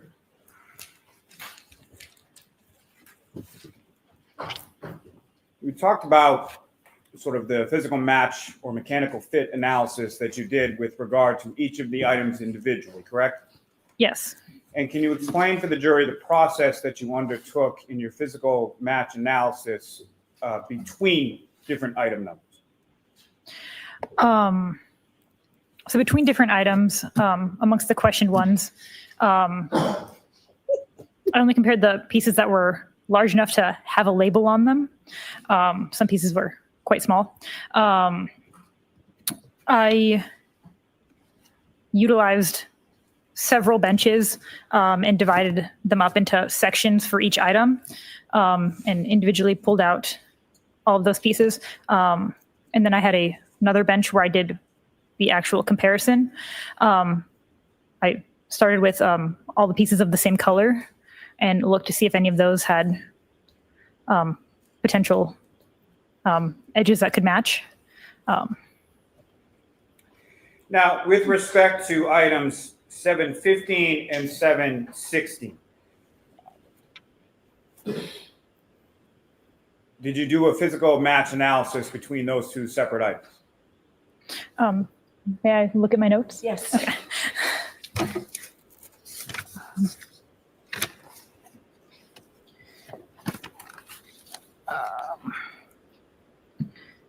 Yes. And what, if any, conclusions did you come to in relation to your physical match analysis between item 715 and item 716? Two pieces from item 7-15, F and H, fit mechanically with two pieces from item 7-16, F and G. And what, if any, conclusion were you able to draw with reference to the physical match between pieces from item 715 and pieces from item 716? Those four pieces were at one time together as part of a larger unit. Now, Ms. Valir, what physical match analysis did you do with reference to items 7-6 and 7-11? So one piece from item 7-6, piece B, fit mechanically with one piece from item 7-11, piece D. So those two pieces were at one time together as a larger unit. This is the glass. I think she's talking about the glass right now. And Ms. Valir, with reference to items 7-8, 7-9, and 7-16, what, if any, conclusions were you able to draw from any physical match analysis you did between pieces from those three items? So two pieces from item 7-8, pieces C and D, one piece from item 7-9, piece A, and one piece from 7-16, piece E were found to have a mechanical fit. So those pieces were at one time together as a larger unit. Lastly, for this section, at some point did you do a physical match analysis for the glass pieces in items 7-12 and 7-14? Yes. And what conclusions were you able to draw from your physical match analysis between 7-12 and 7-14? There was no physical match between the glass pieces from, or parent glass pieces from 7-12 and the glass piece from item 7-14. Now, Ms. Valier, are you aware that there was an additional analysis that was done with respect to glass pieces and other glass pieces that you didn't examine in your analysis at your lab? I know that there was other trace work done. I'm not sure exactly what the work was. Okay. And do you know who performed that additional trace work? Last time. Christina Hanley. And who is she to you as far as in reference to your work at the lab? She's my supervisor. Now, with regard to each of these items individually, they came as labeled in individual bags as we demonstrated on the screen, correct? Yes. Okay. And with respect to those bags, did you note any particular date associated on the front of those bags? That's documented in my photos. She don't remember. And all I'm asking here is that with respect to each of those bags of items, whether they be 3-1, 7-4, 7-5 or 6 or 8, many of those bags had different dates on them, correct? Yes. Okay. And when you received those items in that bag, you essentially removed the items from those individual bags, placed them on the table, and examined them, correct? Yes. And that examination included a microscopic examination? Yes. Now, with respect to any of those items, there were some items that pieces within the same bag that had the same date on that bag did not fit together mechanically, correct? Yes. However, there were items from one bag collected on one date that did fit mechanically with items from another bag collected on another date. Is that correct? Yes. Now, if I could turn your attention to item 3-1. Again, for the jury, what is the physical description associated with item 3-1? Item, passenger side taillight, Massachusetts 3GC684. Now, did you perform a physical match analysis with pieces from item 3-1, 7-5, 7-6, 7-8, 7-10, 7-11, 7-12, 7-13, 7-14, 7-15, and 7-16? I compared them, yes. And what, if any, conclusions did you come to from your analysis, your physical match analysis between item 3-1 and all of the items beginning with the number 7? There was a physical match with, do you want me to list? If you all could, of them? please. Okay. She said, So 2 pieces from item 7-5, 4 pieces from item 7-8, 1 piece from item 7-10, 4 pieces from item 7-11, 2 pieces from item 7-12, 2 pieces from item 7-13, 4 pieces from item 7-15, and 4 pieces from item 7-16 were found to fit mechanically with item 3-1. And what, if any, conclusions were you then able to draw from your physical match analysis between item 3-1 and each of those respective items beginning with the number 7? Those pieces were once together as part of a larger unit. May I approach, Your Honor? Yes.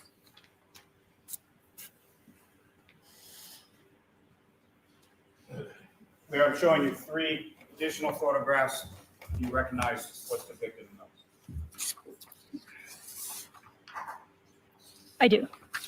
And what do you recognize those? This is a comparison between item 3-1 and those pieces from all of the other pieces. Your Honor, call them to seek to introduce and admit as the next exhibit A, B, and C. Is there any objections to any? No objection, Your Honor. Thank you. 182, A, and C.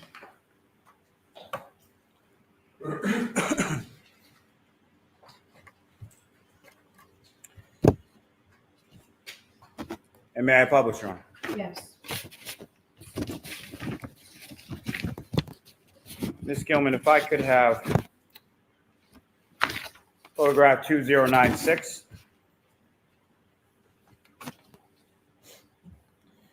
Ms. Gilman, yes. If you could even zoom in just a little bit more on the item itself. Ms. Valier, what are we looking at in this photograph? So those pieces that I labeled from item 7 dash, all of those, they all fit together mechanically into this piece. And as far as earlier, you were testifying as far as the label maker and the different various pieces that you would label throughout the process of your physical match analysis. Do you see these in this photograph as well? I do. And where are they located with reference to the reconstructed piece above? They're those little white rectangles on the piece.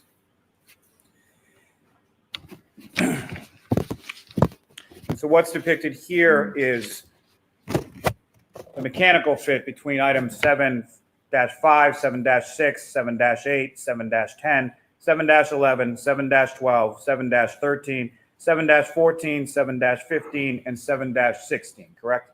Not items 7-8 and 7-14, but the other ones, yes. And why not those two? They didn't fit mechanically with the other pieces. Ms. Gilman, if I could have 2150. And again, if you could just zoom in a little. And Ms. Valier, what are we looking at in this photograph? So on the right side was that piece that was just shown. And on the left side is item 3-1. And lastly, Ms. Gilman, if we could have 2151. Again, if you could zoom in on that item just a little. And Ms. Valier, what are we looking at in this photograph? So that's that right piece on top of the tail light from the previous photo. And is this the mechanical fit that you were testifying about earlier with reference to item 3-1, the tail light housing, and all of the various pieces that were found in 34 Fairview, starting with the number 7? Yes. Thank you. Ms. Gilman, you can take that down. Miara, I think what's missing is what it truly looks like. Ms. Valier, lastly, in reference, did you also receive some debris from John O'Keefe's clothing? Yes. And Mr. Officer, we can have the lights back on. Thank you very much. And what did you find contained within that debris from John O'Keefe's clothing? So it was 5 different items. So it was debris collected from, labeled as coming from the clothing. There was mostly debris, some apparent fibers. Were there any pieces of apparent plastic contained within the debris? Yes. Was there dirt contained within the debris? Yes. And that debris was labeled as an item 17-18.18. Is that correct? I believe so. And what is it that you did with the debris from the gray long sleeve shirt and the orange t-shirt? So those were all packaged in like glassine folds. And I looked through it and documented it. When you say you documented it, did you look at it under a microscope? Yes. So you did an examination under a microscope, is that correct? Yes. And did you measure some of those items contained within the debris? Yes. Specifically, did you measure items of apparent clear plastic contained within the debris? Yes. And what did you measure those items to be?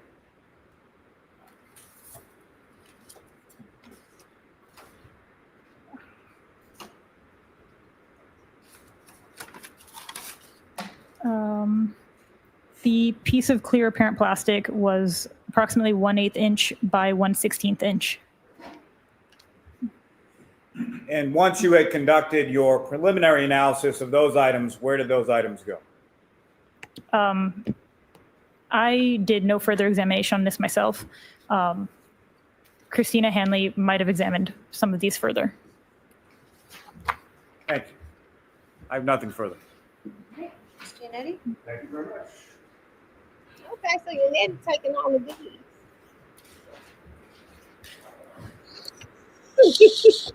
Good afternoon. Good afternoon. I'd like to first talk fairly briefly about your reconstruction of the taillight to which you've testified. At the outset, by the way, that was item 7-3.1. Am I correct?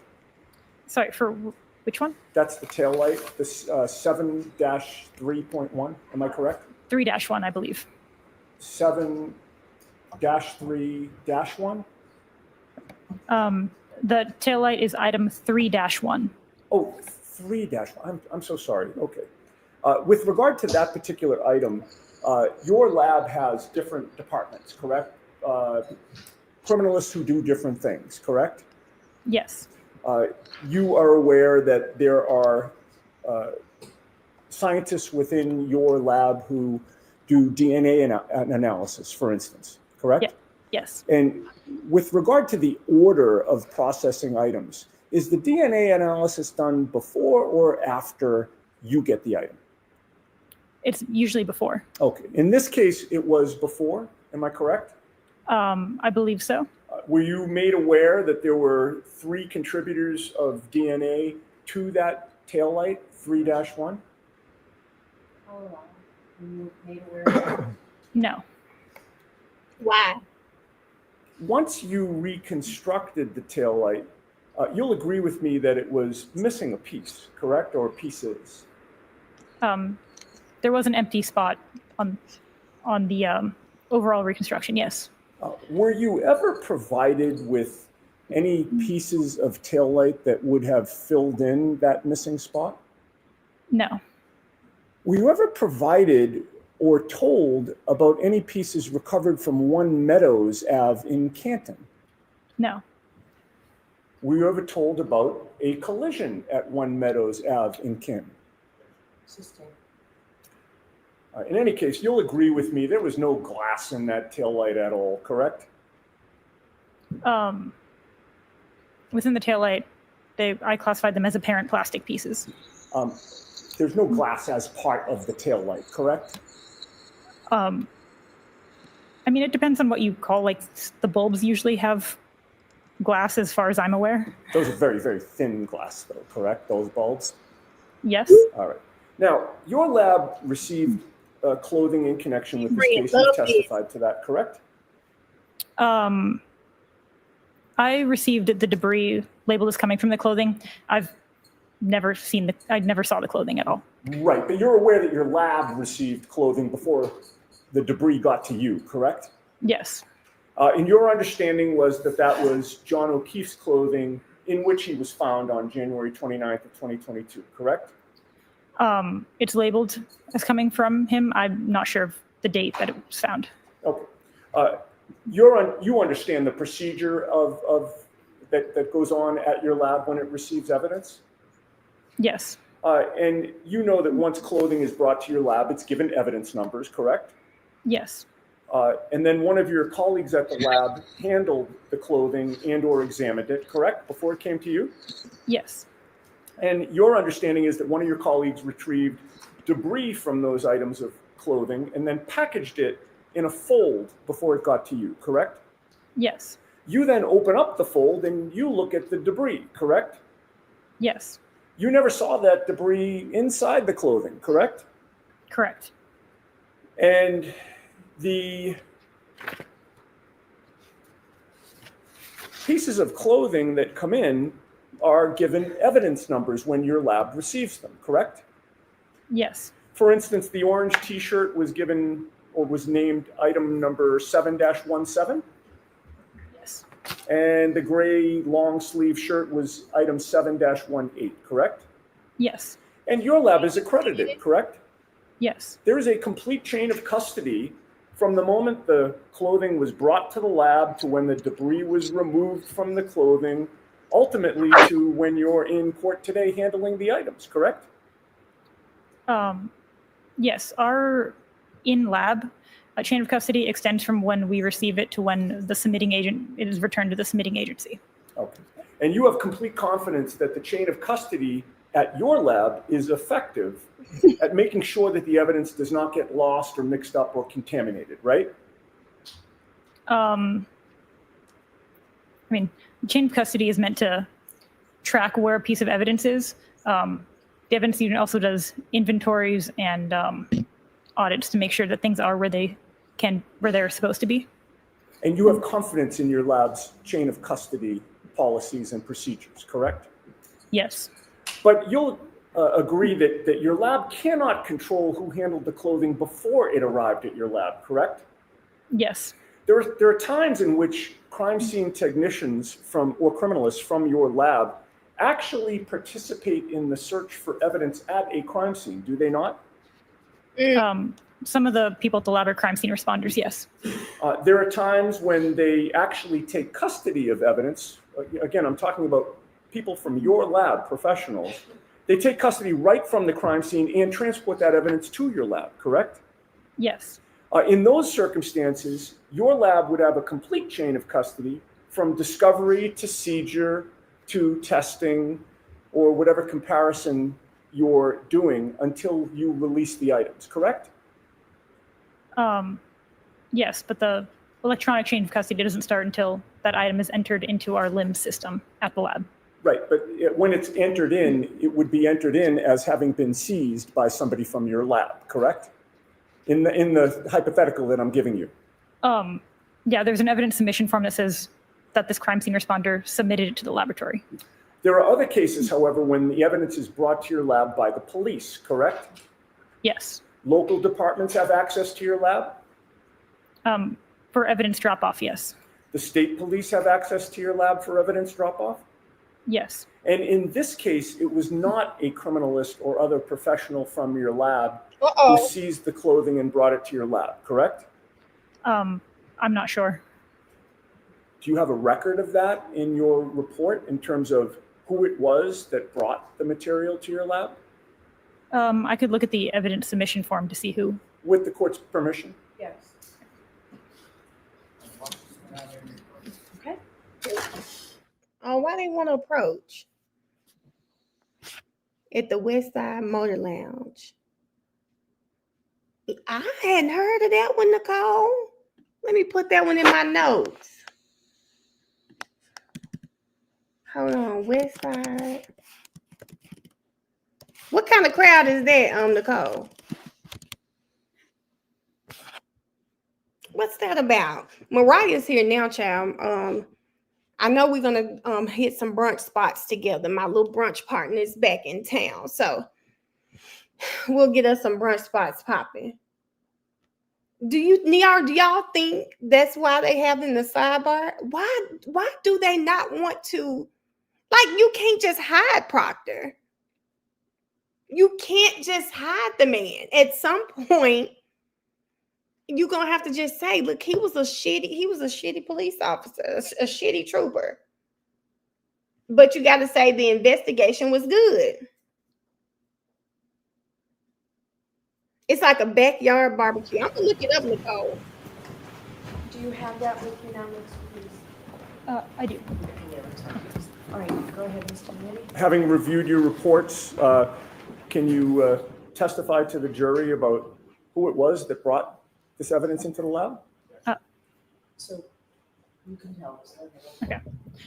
So submission 7, all the items that are 7 dash, was submitted by Trooper Michael Proctor.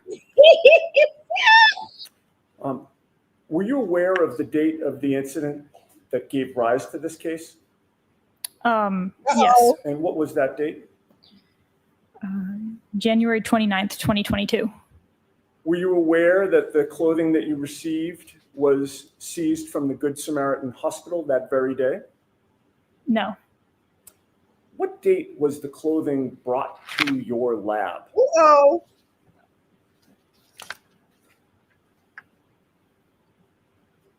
March 14th, 2022. So that means that your chain of custody at the lab began on March 14th of 2022, correct? Yeah. Yes. And would you agree with me that was about 6 weeks after the date of the incident, January 29th of 2022? Yes. And of course, you can't speak to the chain of custody from January 29th to March 14th of 2022, correct? Correct. And you have no information and do not know why Michael Proctor waited 6 weeks to bring this clothing to your lab, do you? Sustained. Do you know where Michael Proctor stored this clothing during that 6-week period? No. Do you know how often he was alone with access to the clothing during that 6-week period? I knew that was in the. Do you know if he had access to pieces of red or clear taillight during that 6-week period? Objection, strikeout. Sustained. Move on, Mr. Gandy. Well, this is good to me. I can't trust it. The man had this stuff for 6 weeks. I'll leave it right there. You were not present when the clothing was seized, correct? Correct. You did not have custody of this clothing from January 29th of 2022 to March 14th of 2022, correct? Correct. You do not know what was done with the clothing before it arrived at your lab, correct? You've covered this, Mr. Gandy. Move on, please. One last question. You cannot vouch for how the clothing or taillight pieces were handled before they got to your lab, correct? I cannot. Anything further, Mr. Lally, or you all set? Mr. Lally got to come fix that. No. Why would she try to cut him off?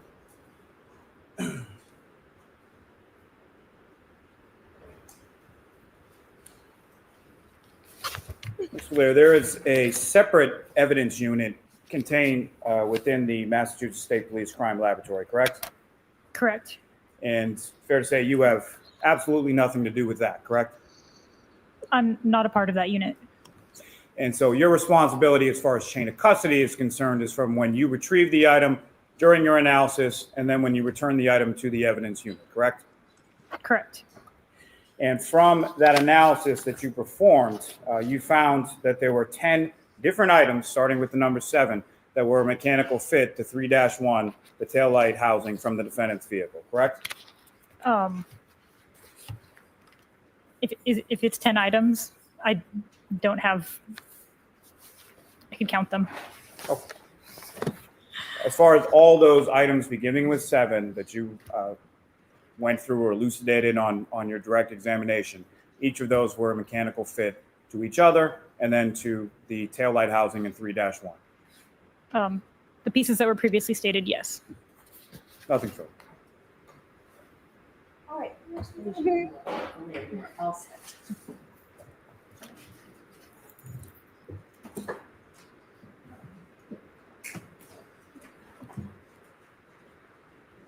Beverly really. All right, so jurors, that is it for today. I am told when I spoke with counsel earlier that we are still on track. I have to tell you those same cautions. Please do not discuss this case with anyone. Don't do any independent research or investigation into this case. If you happen to see, hear, or read anything about this case, please disregard it and let us know. Be extra careful with your social media use.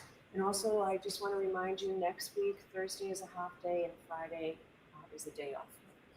All right, so. So 3 days next Rise for the week. jury. We got 3 days next week. Monday, Tuesday, Wednesday. So I wonder if they're gonna be done for the day. I am gonna end early today because I didn't know we had a half day, but I really got something I can go take care of. I didn't know we had a half day today. Yes, ma'am. It's over with.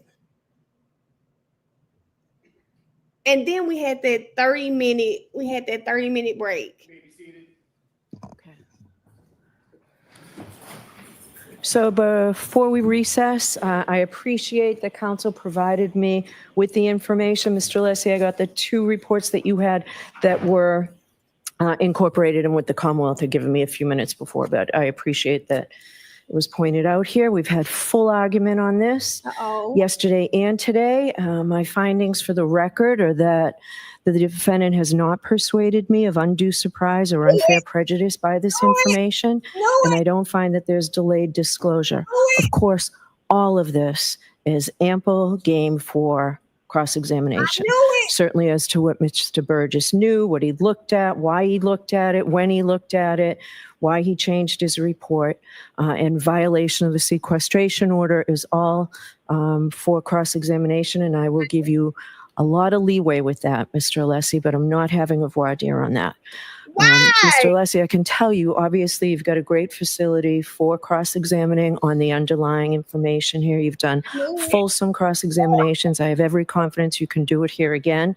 But if after the direct, you demonstrate that you need further time, I'll certainly hear you on that. And more importantly, perhaps, if you feel that the testimony of Jen McCabe and the others that you've mentioned is critical and that you need to recall them, I'll hear you on that as well. So regarding Dr. Welcher, as my understanding, the request yesterday was for, and it's been a request, I think, a few days. We've addressed it at sidebar, and I found that it wasn't the right time. Let's see how much Dr. Welcher could go through. I understand Dr. Welcher will testify in the Commonwealth's case in chief next week or so, Mr. Brennan. Hopefully next week, if not, All right. the day after the holiday. And that will be for all of the material that was provided to the defendant initially, right, by the Commonwealth's discovery deadline? Correct. And what you're asking for is that after ARCA testifies the new information, you're asking for rebuttal, right? Yes, limited to the new information. All right, so I would allow under these circumstances a limited rebuttal, and we can define the scope after we hear the testimony of ARCA. So those are my rulings. Your objections are noted. I'll see everybody on Monday. All rise for the court, please. Bro, I cannot stand Beverly. I cannot stand Beverly. And I hope that Blonde eats her freaking hair out. I knew it. I knew it, Sharonda. I knew she was going to let it in. I'm not an attorney, but I'm definitely going to be tapped into the lawyer. You know, there's another one. I think it's Turtle Boy's attorney. I don't want to mispronounce it. Let me try to see. Is it Bedero Law? May have something to say. I knew she was going to do it. I knew she was going to do this. There was not a doubt in my mind that she was going to do this. But let me tell you too, Star as an attorney, Star says she felt like she should do it. Now, something that Bev said that I didn't even think about is the fact that their witness has been listening to testimony and should not be doing that. Talking about you can ask him that. Like he won't lie on the stand. Okay. I actually needed this day because I got some stuff to take care of. I need it today. I'm gonna take my time. I am gonna update my videos because I am gonna be looking at Diddy 2. Too Pretty said I'm going to get a damn White Claw. Can you give me one too? Give me a White Claw as well because Bev just really pissed me. I knew she was gonna let it though, y'all. I knew she was gonna let that in. And I said it on my video yesterday. I said, and if you're watching this video before tomorrow, I think Bev is going to let it in.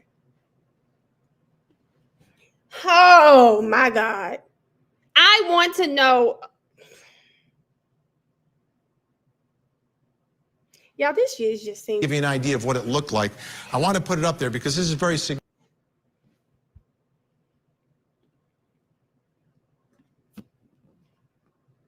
I knew it, y'all. I knew she was going to let them do it. I mean, it's like she doesn't even care that, like they're saying, they are changing up in the middle of trial. How do you do that? Yates, I knew she was going to do it. I knew it. I knew she was going to let it in. Okay, guys, because I'm just going to sit on here. I feel like cursing so bad. I knew it. But I can't wait to hear the attorneys talk about this to hopefully help me understand better what she just did. I need to understand better. I know I saw some clips of the lawyer yesterday, but I had a lot going on yesterday. I didn't get to sit and watch it. So I'll probably take some time to watch that today and hear his thoughts on it. Because I really do. I love hearing him and his father. So I can't wait to hear his thoughts on it. And I think Turtle Boy's attorney had a live yesterday. Check that one out as well.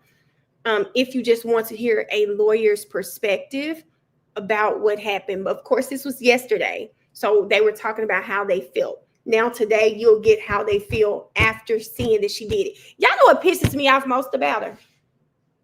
Baby, she's going to say what she got to say, and she's going to get the hell on. She had her head down the whole time, closed that book, and got on off the damn bench. Don't even let y'all remember how at least sometimes Glanville would rule, and he would let the lawyers talk. And sometimes you would persuade him, and he'd be like, you're right. Bev says no. Bev she got the hell on off that stand. Said what she had to say and got the hell on off the stand. What time is it? Okay. So I'm gonna do that today. Shout out for the half day. It's Friday. It's such a great day. I got like I said, some stuff that I can take care of now that we have a half day that I don't have to put off till tomorrow. So I'm going to see you guys later. Miss J may be still streaming today, but y'all know we have Wind Down Fridays tonight at 7:30 Eastern time. Hopefully I've consumed some of the lawyer and the other attorney, and I can give more insight on what they thought about what just happened. So I'll see everybody later on. Happy Friday. I saw a lot of Taurus in the chat. Happy birthday to all of the Tauruses in the chat. I hope you guys have an amazing weekend. I'll see y'all tonight at 7:30. And of course, over the weekend, I don't know.